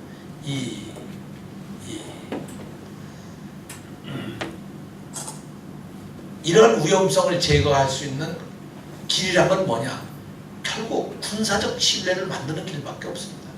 그래서 신뢰 프로세스의 핵심은 만약 한다 그러면 군사적 신뢰 관계입니다. 서로 무력 침공을 하지 않는다. 그리고 가능한 한 군비를 축소해 나가자. 여기까지 가면 아주 대단한 합의가 되는 거죠. 저는 그래서 우리가 핵 문제를 얘기하기 전에 사실 이런 문제들을 얘기를 해야 됩니다. 북한하고 남한 간에. 핵 문제는 그건 사실상 우리와의 관계가 아니고 미국과의 관계에 있는 것이기 때문에 미국하고 관계를 넘겨두는 게 좋을 겁니다. 네. 네, 군포의 김동현입니다.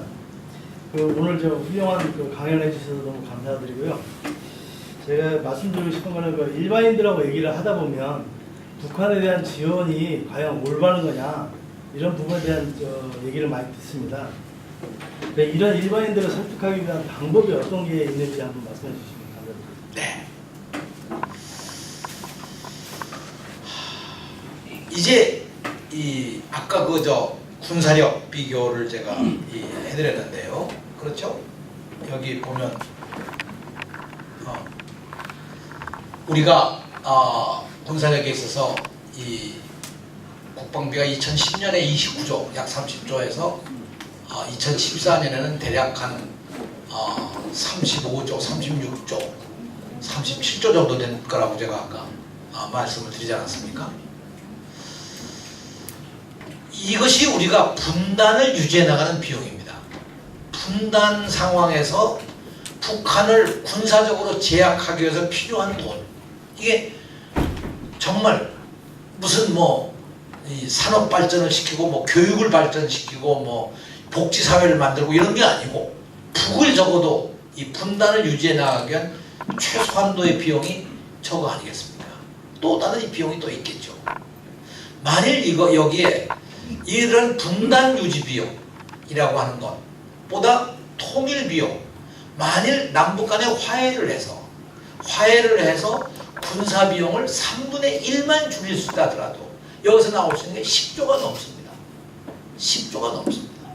그럼 이 10조라는 게 어느 정도냐? 엄청난 돈입니다. 아까 제가 그 말씀 드렸죠? 미국과 북한이 무역량이 60억 불이라고 말씀드리지 않았습니까? 10조는 100억 달러입니다. 북중 경제 교역량보다도 훨씬 넘는 돈입니다. 만약 이런 돈이 북한 개발비로 들어간다. 거기서 우리가 얻어지는 부가가치를 받는다. 이건 우리에게도 엄청난 이득이 되는 거죠. 30조라는 돈이 군사비로 쓰여지는 것보다 그 가운데 만약 10조가 통일비용으로 쓰여진다면 그것은 한반도 평화를 유지할 뿐만 아니라 동시에 우리에게 떨어지는 부가가치가 엄청나다. 더구나 뭐 외평채 뭐 이런 이득이라든가 여러 가지 경제적 이득을 생각하면 말할 수가 없는 거죠. 사실은 그래서 분단 유지 비용보다 만일 우리가 평화적 관계를 갖는다면 엄청난 우리의 부가가치가 올 수가 있다는 것, 이게 하나. 두 번째, 우리가 남북에 가는 힘을 합쳐서 만들어낼 수 있다고 하는 것이 가장 중요한 것은 우리가 지금 상황이 아니고 대륙으로 뻗어나갈 수 있는 엄청난 힘을 가지고 있지 않겠습니까? 우리가 사실은 옛날 과거 역사를 보면 신라 때만 해도 저쪽 페르시아, 오늘의 이란입니다. 이란하고 교역하던 거대 교역 상대국이었습니다.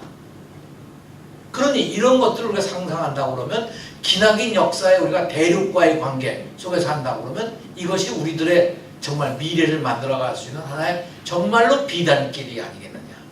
나는 이것이 우리들 미래들에게 줄 수 있는 가장 중요한 것. 첫 번째는 분단 유지 비용보다 평화 유지 비용, 평화롭게 간다고 하면 그것이 훨씬 더 싸게 먹힌다. 마지막으로. 그럼 우리가 이제까지 10년 동안, 20년 동안 북한에 지원해 준 돈이 얼마냐? 10년 동안 지원해 준 돈을 총 더하면요. 대체로 그것이 우리 국민 1인당 1년에 한 5,000원씩 쓴 겁니다. 국민 1인당 5,000원. 그럼 우리 국민 1인당 담세 비용이 얼마입니까? 세금으로 내는 돈이. 그걸 계산해 보면 평화 유지하는데 5,000원을 가지고 평화 유지를 10년 동안 했다고 그러면 저는 이런 긴장 상태에서 5,000원을 안 쓰고 이렇게 긴장과 무력 대결로 간다는 것과 어느 걸 택하겠느냐 하면 저는 당연히 5,000원 쓰고 전자를 택하다고 그렇게 얘기를 할 겁니다. 다시 말하면 평화를 유지하는 비용이 그동안 10년 동안에 경험해 본 걸로 보면 우리 국민 1인당 5,000원입니다. 1년에. 이렇게 놓고 보면 실제로 우리가 군사적 긴장 관계만 완화시킨다면 대단한 덕이 되는 거죠. 저는 지금 질문이 굉장히 중요한 것이 특히 젊은 학생들에게, 어린아이들에게 우리가 어떻게 통일을 설득할까? 왜 통일해야 되느냐고 하는 것에 몇 가지 우리가 만들어낼 수 있는 얘기들의 한 표본이라고 생각합니다. 마지막으로 저는 이런 얘기를 합니다. 젊은이들에게. 자, 우리가 좀 더 당당하게 살자. 이 세계의 분단 국가라는 이 오명을 벗고 우리가 뭐가 모자라서 이걸 못하고 있는 거냐? 외세를 얘기하지만 외세보다 우리가 부족했던 거 아니냐? 다시 말해서 이것을 해결하지 못하는 한 우리는 반쪽이고 반쪽으로 있는 한 우리는 민족이 될 수가 없는 거죠. 하나의 민족일 때 민족인 것이죠. 저는 그런 의미에서 우리 청년들에게 당당해지기 위해서 하자. 이 얘기는 강만길 교수의 주장입니다. 언제나 이어르는 그 주장을 합니다. 당당하자. 네. 지금 이런 과정들을 바라보면서 지금 우리가 맞아가는 지금 정치 구조를 보면 사구시대 신라계열 이 외세를 끌어들여서 그 북방 쪽을 압살하는 체제를 지금 답습하고 있는 상황이 아닌가 하는 생각이 들었어요. 저희들이 이 과정을 우리가 어떻게 돌파할 수 있느냐. 지금 장관님께서 말씀하신 이런 구조를 현실적으로 정치적으로 받침이 돼야 되는데 세력적으로 받침하기에는 너무나 부족하지 않느냐. 네. 이 문제를 네. 좋은 말씀입니다. 그래서 사실은 가장 중요한 것이 우리가 적어도 주권 국가로서의 권위를 갖기 위해서 1차적으로 해야 할 일이 전시작전 통제권을 우리가 가져와야 한다. 실제로 전시작전 통제권만이 아니고 이승만 대통령이 대전협정이라는 이름으로 1950년 7월 그 여름에 미군 사령관에게 넘긴 것은 한국의 주권 전체였습니다. 그래서 사실 제1차적으로 우리가 작전 통제권을 우리가 빠른 시간 내에 회수해 와야 된다. 사실은 그때 당시에 노무현 정부가 2030 국방계획이라는 걸 발표한 것도 그런 전시작전권을 회수해 오기 위한 하나의 전략적 발표였다고 저는 그렇게 생각을 합니다. 근데 그러고 보면 정말 우리가 이 상황 속에서 외세의 도움 없이 이게 되겠느냐? 그건 저는 분명히 필요한 질문이고 우리가 넘어가야 될 하나의 산이라고 생각합니다. 그러나 돌이켜보면 10년 전이나 20년 전의 미국과 10년 전이나 20년 전의 중국과 10년 전이나 20년 전의 한국하고 상황은 전혀 달라졌습니다. 북한도 엄청나게 바뀌었습니다. 북한 사회도 지금은 이 셀폰을 사용합니다. 그렇잖아요? 인터넷도 씁니다. 예를 들어서 지금 얘기지만 뭐 이 애니메이션 같은 건 뭐 북한의 기술이라는 게 엄청납니다. 로켓을 발사해서 자기들 힘으로 궤도에 올렸습니다. 로켓 발사의 제일 중요한 기술 가운데 하나가 1단계 로켓입니다. 파워가 엄청나게 커야 되는데 그걸 못 해내는 겁니다. 우리가 저번 나로호가 몇 번 실패했는데 그 러시아 기술입니다. 러시아 기술이 실질적으로 성공률이 대략 30%가 안 됩니다. 그러니까 북한이 저걸 해냈다는 건 엄청난 거거든요. 그리고 북한이 가지고 있는 잠재적 가치, 지하자원의 매장량이라는 건 이루 말할 수 없는 정도의 수치로 나타나죠. 몇 경이 된다고 그런 거 아니겠습니까? 우라늄 같은 경우는 전 세계 매장량의 절반이 북에 있습니다. 이제 이렇게 놓고 보면 우리가 사실상 우리의 힘으로 만약에 힘을 정말 남북이 지난 10년간 했던 것처럼 지속적으로 그걸 해왔다고 하면 그 신뢰를 쌓아왔다고 하면 남북이 갖고 있는 파워를 가지고 실제로 주변 국가를 설득해낼 수 있는 힘도 있었다고 생각합니다. 특히 미국과 중국 간에 아까 말씀드린 이 파워가 앞으로 한 10년 이내에 바뀔 수 있다. 이게 중국이 앞서갈 수 있다고 얘기라고 하는 건 굉장히 중요한 얘기거든요. 더더군다나 리만 브러더스 사태가 일어나서 미국의 금융 사태가 일어나고 미국의 신자유주의 정책이 흔들흔들하고 미국의 자본주의가 마침내 재평가되고 하는 이런 상황까지 와서 미국이라는 나라가 갖고 있는 하나의 그 상황도 지금 엄청나게 변하고 있는 것이기 때문에 저는 이런 변화의 시점에 처음 제가 제목으로 달았던 함께 그리고 변화의 힘, 이 변화의 힘을 우리가 어떻게 이용하느냐 하는 것이 우리들에게 하나의 과제죠. 나는 진보정의당의 경우에 정말 진보정의당이 올바른 정치를 하려 한다면 너무 조급한 어떤 성과를 바라지 말고 나는 국민참여당 같은 경우에 실패한 이유가 너무 성급한 성과를 우리가 기대했던 겁니다. 보십시오. 민주당이나 새누리당이나 어느 당도 변화를 할 수가 없는 정당들입니다. 그 변화를 하지 못하는 정당들 속에서 정말 국민이 공감할 수 있는 변화를 우리가 만들어낼 수 있다면 그거는 정치에 성공을 할 수 있겠죠. 결국 우리가 실패한 거는 국민참여당이나 과거의 이런 진보정당들도 큰 틀에서 보면 패권주의적인 민주당이나 이 새누리당과 크게 차이가 없지 않습니까? 저는 국민참여당을 하고 나서 저도 지금 와서 반성하는 것 중에 하나가 우리도 똑같이 당원의 정당이라고 하면서 실제로 당원이 참여하고 당원이 모든 걸 결정짓고 당원의 의견을 반영하는 그런 정당이었을까? 그게 아니었지 않습니까? 효율성을 내세워서 최고위원회가 모든 걸 결정짓고 당대표가 당의 얼굴로 나가서 모든 걸 얘기하고 실제 도당 위원장이라고 있어봐도 크게 영향력을 미치지 못하고 그리고 당 내부의 어떤 중요한 결정들은 몇몇이 앉아서 다 결정짓고 우리가 실제 개혁정당 했다고 해도 다른 게 뭐가 있겠습니까? 물론 인터넷을 통해서 당원들의 의견을 접수하고 열린 정당으로 듣는다. 결정을 할 때 모든 당원의 의견을 듣는다. 모든 당원의 의견 들을 때 뭘 묻습니까? 가부만 물었죠. 그럼 새로운 창조적인 정당이 될 수가 없고 정말로 참여의 정당을 만들 수가 없는 거죠. 나는 그래서 우리가 진보 정당을 할 때 이런 뼈아픈 반성들이 우리들 속에 있어야 된다는 생각이죠.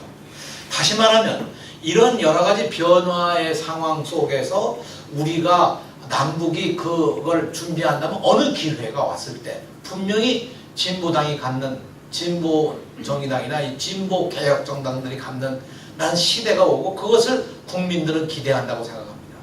난 안철수 정당이라는 것도 안철수가 훌륭해서 안철수 하는 것이 아니라 지금 실제로 기대고 선택할 수 있는 길이 없잖아요. 제 친구가 아주 보수적인 친구가 안철수 지지했다가 결국은 박근혜 가서 밀었던 사람들인데 이게 다 박근혜 밀다가 안철수한테 갔다가 다시 박근혜한테 간 겁니다. 저한테 와서 그래요.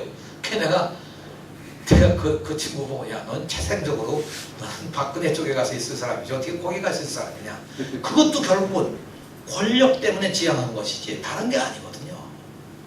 그 사람들이 무슨 안철수의 무슨 뭐 가치를 보고 하는 겁니까?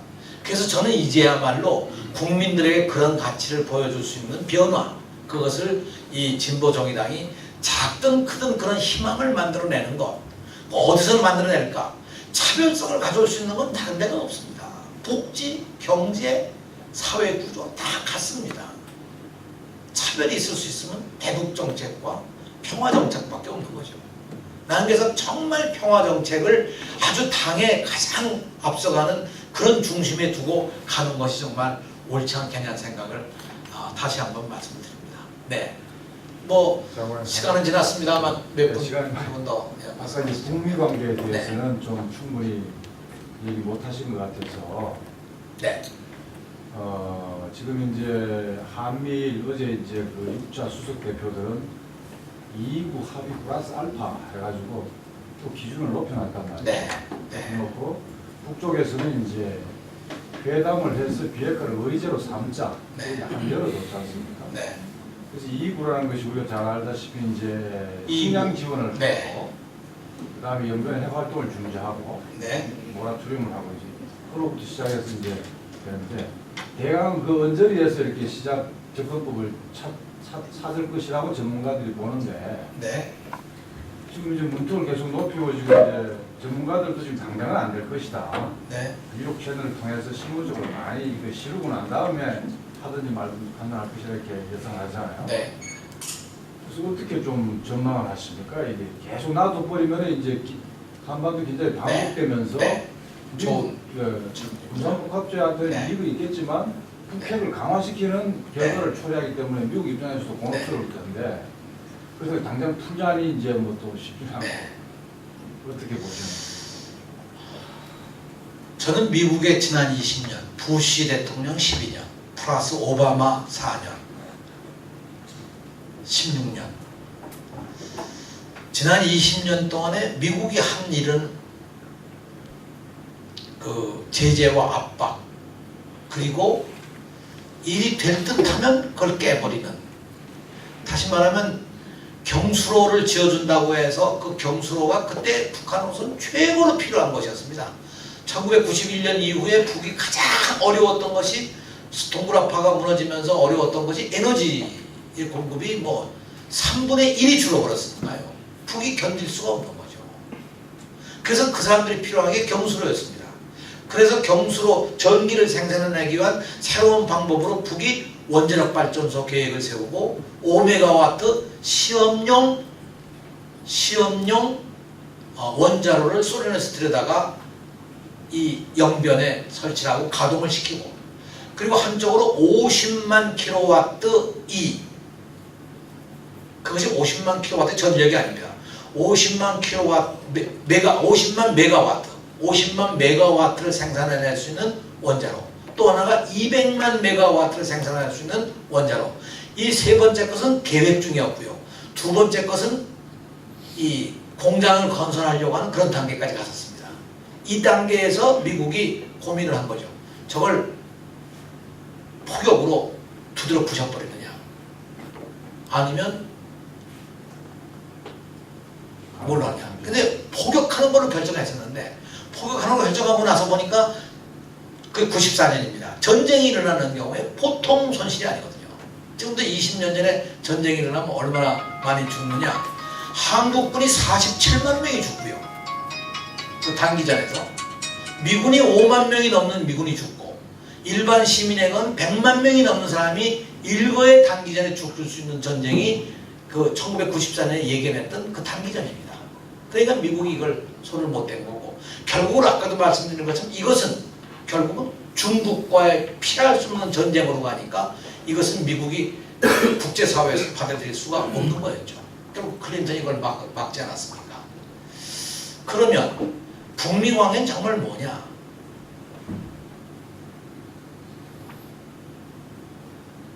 뭐 제가 그 전문가가 아니라서 뭐라고 말씀드릴 수 없는데 지난 20년을 생각해 보면 미국은 약속을 지키지 않은 겁니다.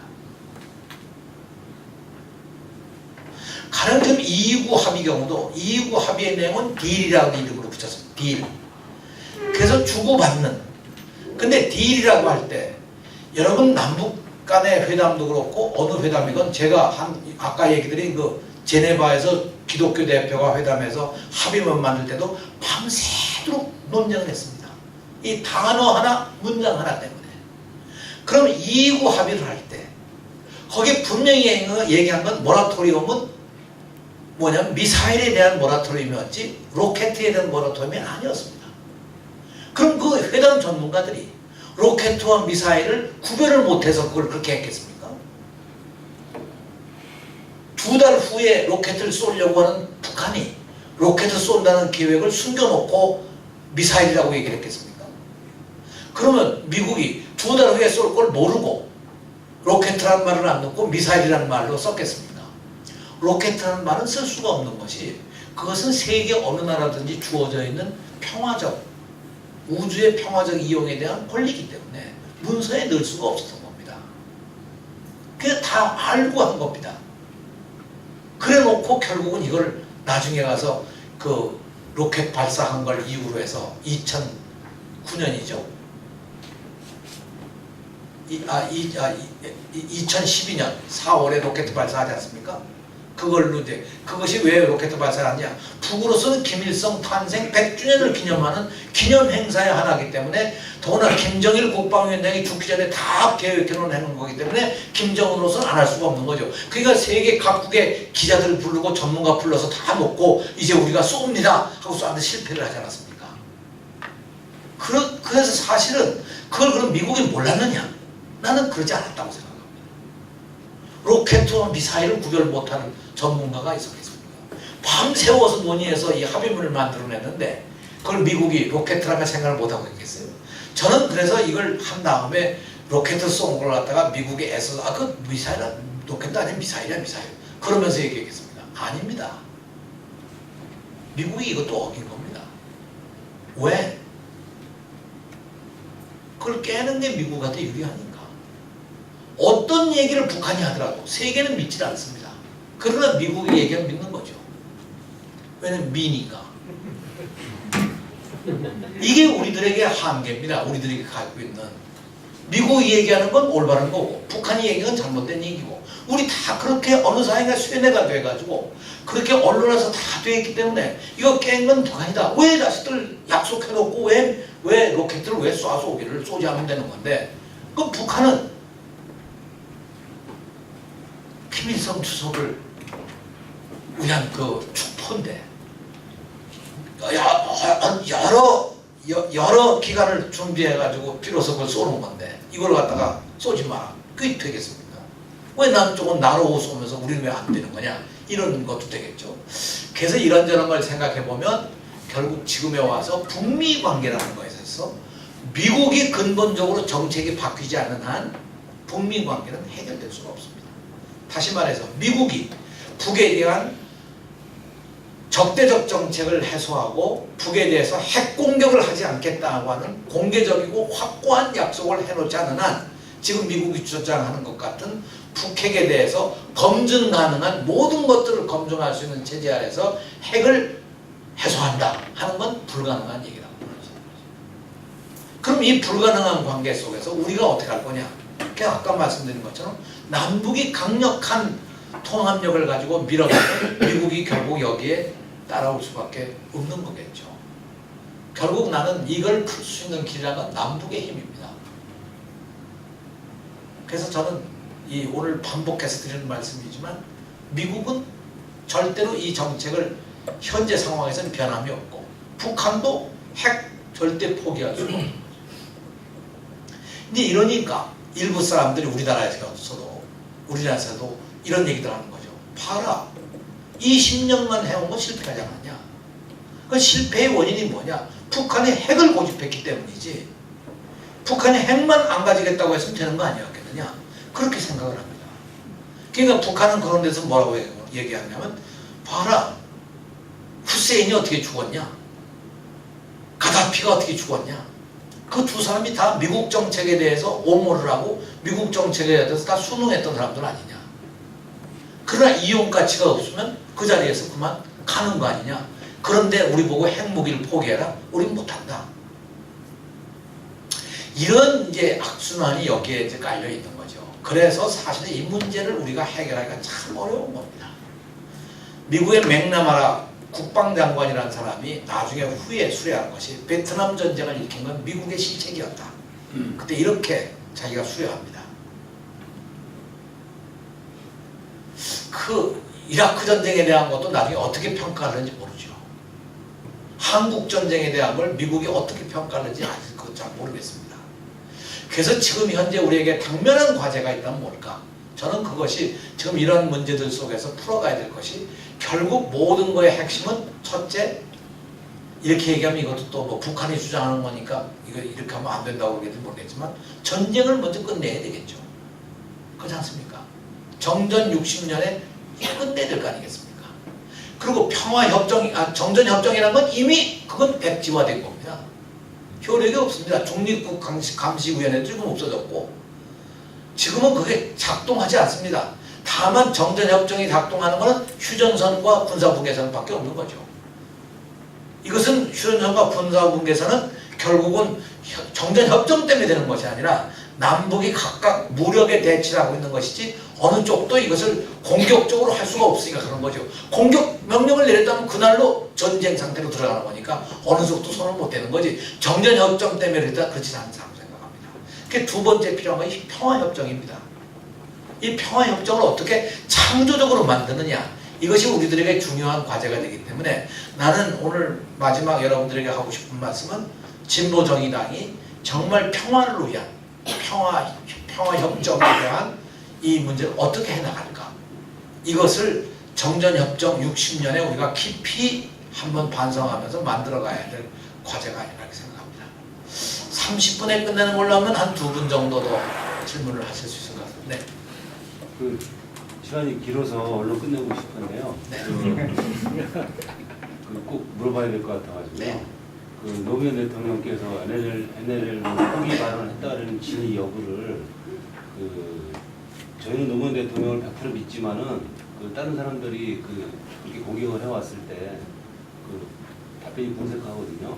그래서 그때 노무현 대통령께서 뭐 정치적으로 그런 걸 모르고 할 뿐도 아니고 그거를 뭐 양보하겠다 뭐 이런 말이 조금이라도 안 나왔다고 생각을 했는데 그 부분 회담 과정에 대해서 좀 더 좀 자세하게 좀 말씀해 주시면 어떨까 질문드립니다.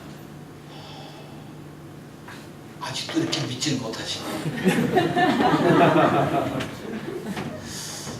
저희가 이 문제를 제기했을 때 정문원 의원이 제기했을 때 처음 얘기가 노무현 대통령과 김정일 국방위원장이 비밀 회동을 했다. 그리고 거기에 비밀록이 있다. 이걸 밝혀라. 그 얘기를 했습니다. 오늘도 어느 기자가 저한테 그걸 묻더라고요. 비밀 접촉도 없었고 비밀 녹취록도 있을 수가 없는 거죠. 두 사람만이 만난 회동이라는 게 전혀 없었습니다. 그러니까 정문원 의원이 처음부터 거짓말을 가지고 정치적 목적으로 내뱉은 얘기들이죠. 그러니까 정문원이 한 걸음 더 나가서 그 다음에는 내가 문서를 봤다. 그 문서 속에 놀라운 이야기들이 있고 여기에 NLL 얘기가 이렇게 있고 이렇게 있다. 정말로 분명히 말씀드리죠. 문서를 정말 봤다면 그렇게 얘기할 수가 전혀 없다. 왜? 그 문서에는 그런 내용이 없으니까. 왜 문서에 그런 얘기가 없냐? 그런 얘기를 한 일이 회담 속에서 없었으니까. 그러니까 문서 공개를 하면 되잖아요. 문서 공개. 그러면 이래서 이제 문제가 되는 것이 그 문서는 국가기록원의 법률로 지정기록물이 돼서 지정기록물은 15년 내지 30년 동안 공개를 할 수 없도록 해놓았습니다. 그 이유가 국가기밀을 철저히 지켜가기로 하나의 법률이죠. 공교롭게도 그 법을 만들 때 찬성하고 발의한 사람이 정문원 의원입니다. 여야가 합해서 만든 법입니다. 네 번째, 정상회담이라는 건 어느 나라 정상회담이건 정상회담 속에서 대략 얘기되려는 얘기들이 정확하게 전달이 안 됩니다. 그런 기록물을 밝히지도 않습니다. 다만 최종적으로 발표하는 공동 커뮤니케, 공동 선언문, 기자회견 때 얘기하는 발표, 이것이 정상회담의 전체입니다. 그 내용의 문구 하나를 가지고 자꾸 추정들을 하고 이런 얘기가 있었을 거다 이렇게 얘기하는 거죠. 마지막으로. 그러면 이런 상황에서 꺼내서 밝히면 될 거 아니냐? 그럼 딱 되는 거 아니겠냐? 이거를 헌법을 개정하는 만큼 어렵게 만들어 놓은 이유가 있습니다. 국회 재적 3분의 2가 찬성을 해야 이 문건을 엽니다. 그 여는 목적은 분명하게 되는 것이 뭐냐면 국가에 그 열지 않으면 안위에 문제가 생겼을 때, 중대한 국가 안보에 문제가 생겼을 때 그런 결의를 해서 열으라는 거죠. 만약에 이것을 우리가 정치적 목적에 의해서, 지금 얘기하는 것처럼 정치적 목적에 의해서 선거에 이기기 위해서 여야의 관계에서 이것을 만일 국회가 합의해서 요 나온 것처럼 열었다. 앞으로 남북 정상회담은 못합니다. 더 이상 하지는 못합니다. 어떻게 하겠습니까? 그리고 이것은 한국의 남북 정상회담만이 아니고 정상회담 자체에 대한 불신과 이런 게 있기 때문에 국제사회에서도 상당히 어려울 겁니다. 다른 나라하고도. 이게 어느 나라든지 외교적 관행이고 하나의 원칙입니다. 그래서 사실 이번 문제를 우리가 감정적으로 그건 뭐 3분에서 확 가면 뭐 국민의 의혹을 다 풀고 할 거 아니야 이렇게 얘기를 하겠죠. 그러면 만약 이것을 정말 여당의 주장대로 이럴까? 나는 이번에 저 문재인 의원부터 민주당이 정치적으로 그렇게 발언할 수 있다고 생각합니다. 그러나 저는 당시에 회담을 담당했던 실무자의 입장에서 본다면 절대로 있을 수 없는 일입니다. 이렇게 해서 감정적으로 가면 그 법률이 왜 필요하겠습니까? 왜 국가기록원에 이런 게 필요하겠고요? 그러니까 과거에는 국가기록원의 이 대통령 기록물들을 남겨놓지를 않았죠. 다 없애지 않았습니까? 이 이명박 없습니다. 별로. 다 없앴습니다. 없앴는데 노무현 대통령은 종이 한 장까지도 다 남겨서 800만 건이 넘는 기록물을 남기지 않았어요. 이게 국가 발전에 엄청난 발전에 기여를 하는 거죠. 이런 의미에서 이번 이 문제를 너무 우리가 감정적으로 뭐 까자 뭐 그냥 이러는 건 정말 난 문제가 있고, 만약의 경우에 까게 되는 경우에 저는 깐다면 그 결과에 의해서 박근혜 대통령은 물러나지 않으면 안 될 겁니다. 그럼 이거는 보통 문제가 아닙니다. 국가에 정말 이게 뭐 이게 보통 문제겠습니까? 그러면 그거 안 하고 그러면 뭐 이거 까자고 그러겠어요? 저는 뭐 분명히 얘기지만 이렇게 되는 경우에는 아마 결과에 따라서 대통령은 물러나지 않을 수가 없겠죠.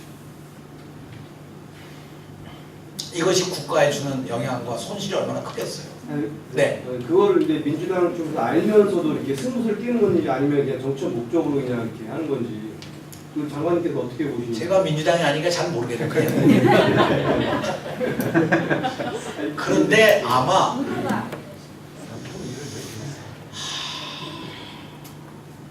지금 이제 이거 아니겠어요? 국정원에 대한 국정조사를 그 선거 개입에 관한 사항으로 국정조사를 하자. 그러니까 새누리당이 이거를 막을 수 있는 카드가 없지 않습니까? 그러니까 NLL 국정조사하자. 이렇게 나오는 거죠.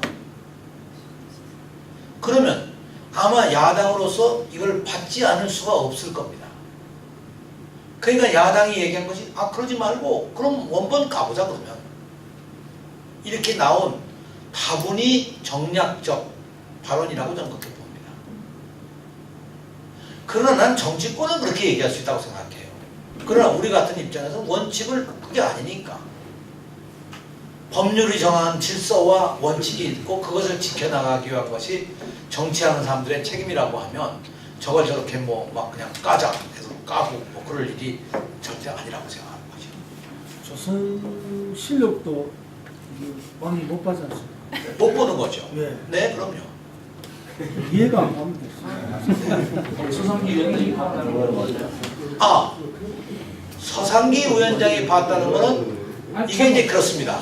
대통령 기록물은 기록물로서 이 국가기록원에 들어갔고 정상회담이 끝난 다음에 적당한 방법으로 정상회담의 내용을 정리한 것을 국정원이 가져갔을 겁니다. 정보 차원에서. 그때 이 책임자는 김만복 관장이죠. 그러면 국정원에 일정한 정도의 기록물이 있을 겁니다. 이 기록물의 발췌록을 봤다는 거죠. 발췌록을. 나는 그렇게만 들었어요. 지금. 뭐 정확하게 모르겠어요. 그 얘기 아니에요? 맞습니다. 네. 그럼 발췌록이라고 하는 건 의도적으로 발췌가 되는 거죠. 어느 책에서도 몇 개의 단어와 몇 개의 구절만 딱 떼서 가져가서 연합을 시켜버리면 그건 뭐 아주 이상한 문장이 되거나 전혀 의도하지 않은 다른 내용을 가져올 수가 있겠죠. 그런 의미에서 발췌록이라고 하는 것은 나는 조작된 문서일 가능성이 높다 이렇게 보는 거죠. 발췌록을 발췌했을 겁니다. 네. 발췌록을 발췌했을 겁니다. 발췌 맞습니다. 발췌록을 발췌해서 발표를 한 거예요. 이 서상기 위원장이. 아버지 가방에 들어간 거죠. 그렇게도 볼 수가 있죠. 그래서 저는 이번 이 건에 대해서 국정원이 가지고 있는 자료, 그것이 대통령 기록물과 유사하거나 그 내용을 담은 것이라고 하면 저것도 공개할 수 없는 거죠. 공개해서는 안 되는 거고요. 그래서 저 정보위원회 회담을 공개하지 않고 회담을 하지 않습니까? 저건 나는 다 범죄 행위라고 생각합니다. 서상기 위원부터 다 범죄 행위를 하는 거죠. 그러니 힘은 저쪽에 있으니 아무리 이렇게 얘기해봐야 뭐가 되겠습니까? 지금껏 저 선거법 위반한 전 국정원장 원세훈 구속도 안 시키는 거고 그동안 뭐 여러 가지 뭐 저기 하다가 결국 간신히 기소를 하면서 별의별 꽁수를 다 쓰다가 여기까지 간 거 아니겠습니까? 그러다 지금 대학생들이 늘고 일어나니까 대학생들 들고 일어나니까 이거 아차 뜨거워 하고서 지금 난리법석을 피는 거 아니에요. 뭐 간단한 얘기입니다. 대학생들이 움직이기 시작한 건 굉장히 오래간 말입니다. 과거 촛불 때도 대학생들 안 움직였습니다. 근데 이번 얘기를 들어보니까 상당히 심상치 않은 징조가 보이는 거죠. 그래서 사실은 이것이 아마 저쪽에서는 굉장히 두려워하는 게 아닌가. 특히 선거 개입 상황을 낱낱이 공개를 하게 되면 이것으로서도 대통령 직위를 유지하기가 어려워질는지도 모릅니다. 이런 상황이 되니까 뭐는 못하겠습니까?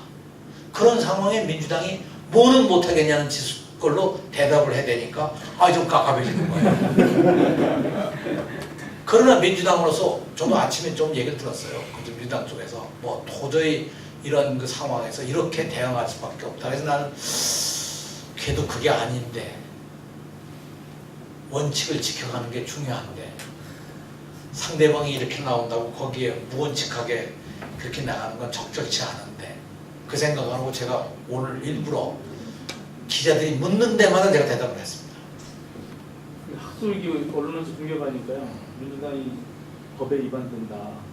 외교 원칙상 그렇지 않다라고 이렇게 몇 번 해도 정청래 의원이라 이렇게 해도 그게 국민들 입장에서 보면 뭔가 꼼수가 있겠지 하고 이렇게 수세적으로 몰리니까 민주당이 정치적으로 수세에 몰리는 것 같은 느낌이 있는 거예요. 정치적으로. 아니 몰리더라도 나는 몰려서 그 다음에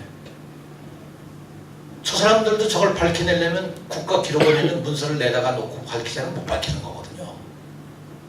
그러니까 끊임없이 저건 거짓이다. 절대 믿을 수 없는 얘기다. 그 얘기를 강력하게 자꾸 해나가는 길밖에 없는 거죠. 뭐. 100번 얘기하면 100번 대답해야죠.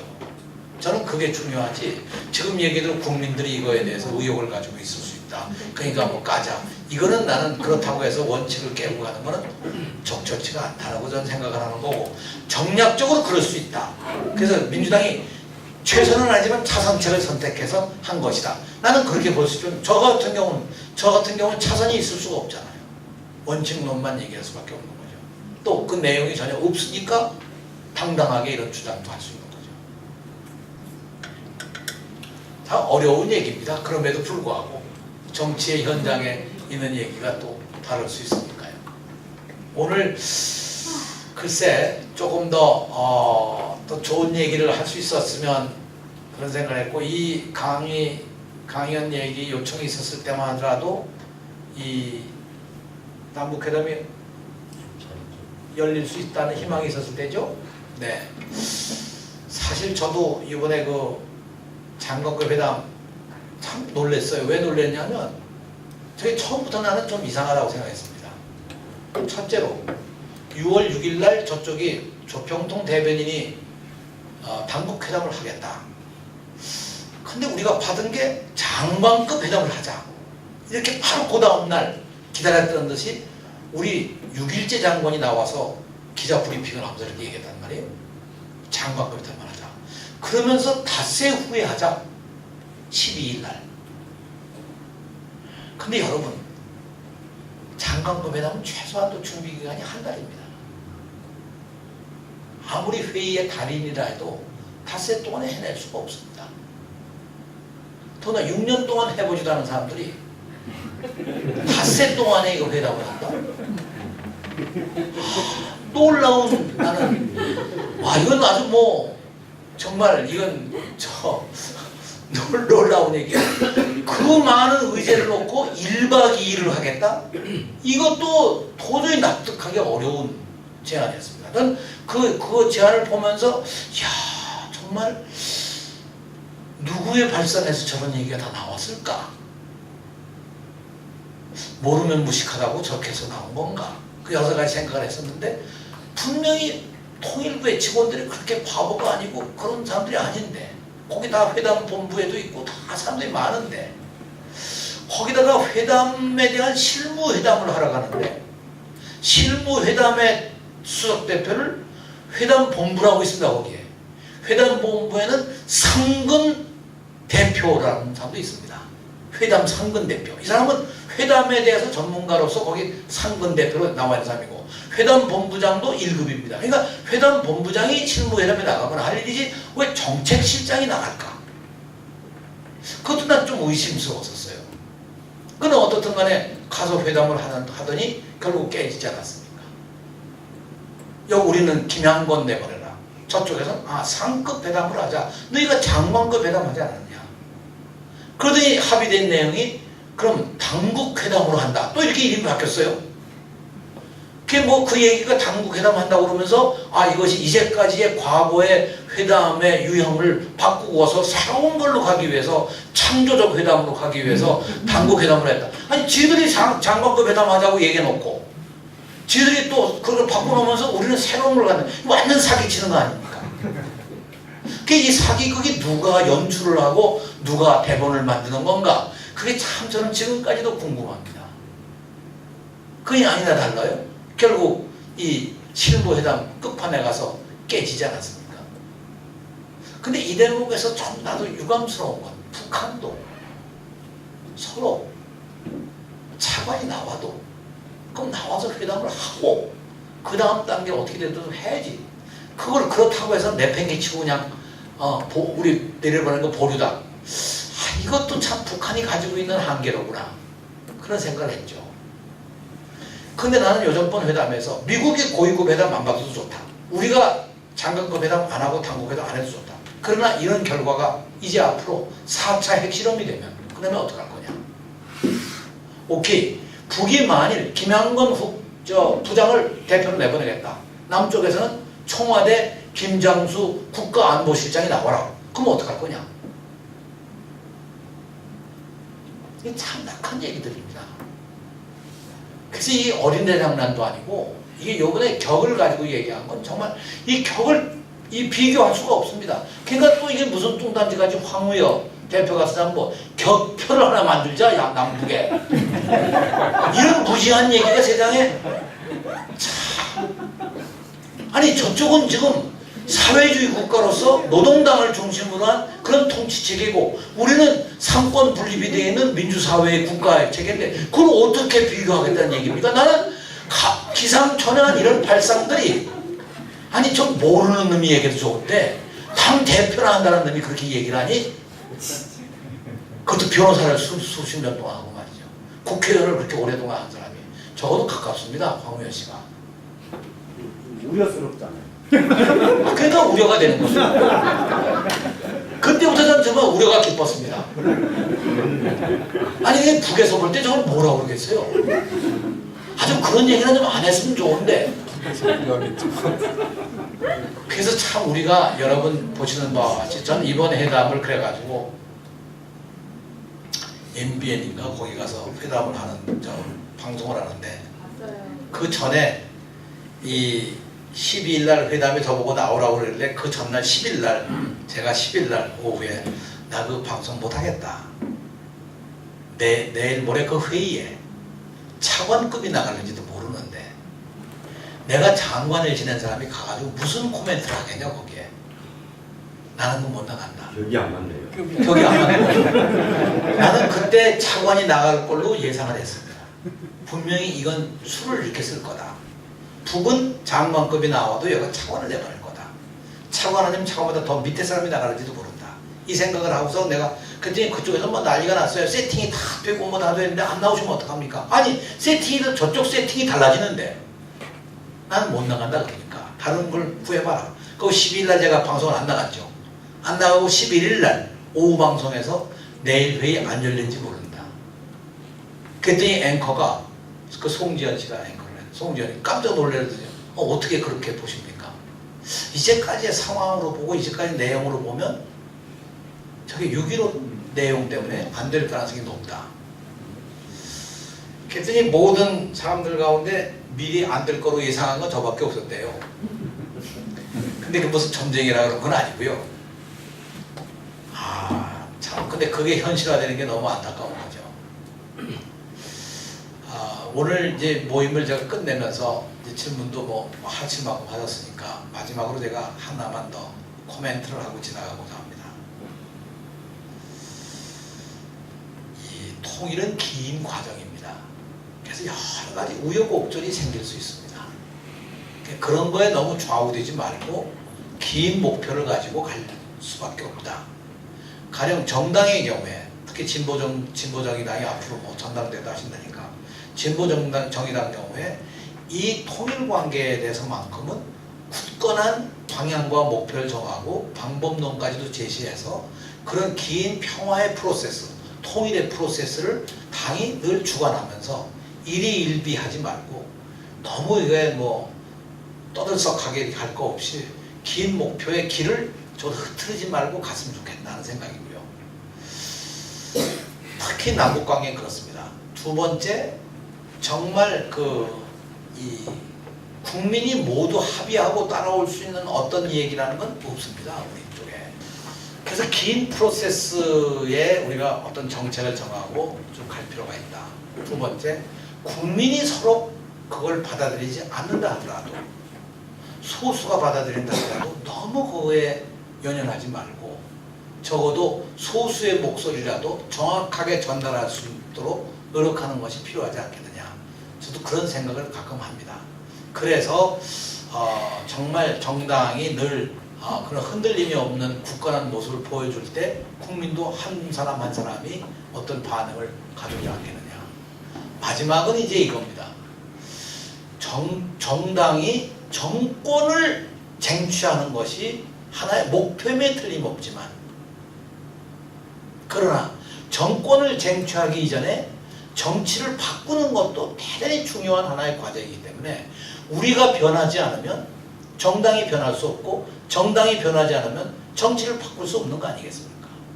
끊임없는 자기 변화라고 하는 걸 우리가 시도해야 된다는 생각이고요. 그러기 위해서 이 진보정의당 자신이 새로운 정당의 어떤 면모를 나타낼 수 있는 그런 노력을 하는 게 좋지 않을까. 제가 당원도 아니면서 이런 말씀 드리는 거는 저도 국민참여당의 당대표를 했고 진보정의당인가요? 통합진보당의 정책연구원의 이사장을 제가 한때 지냈던 사람으로서 그런 일만의 정치적 책임도 있다고 생각해서 이런 말씀을 드리고 늘 밖에서 저도 열심히 박수를 치도록 하겠습니다. 여러분 고맙습니다.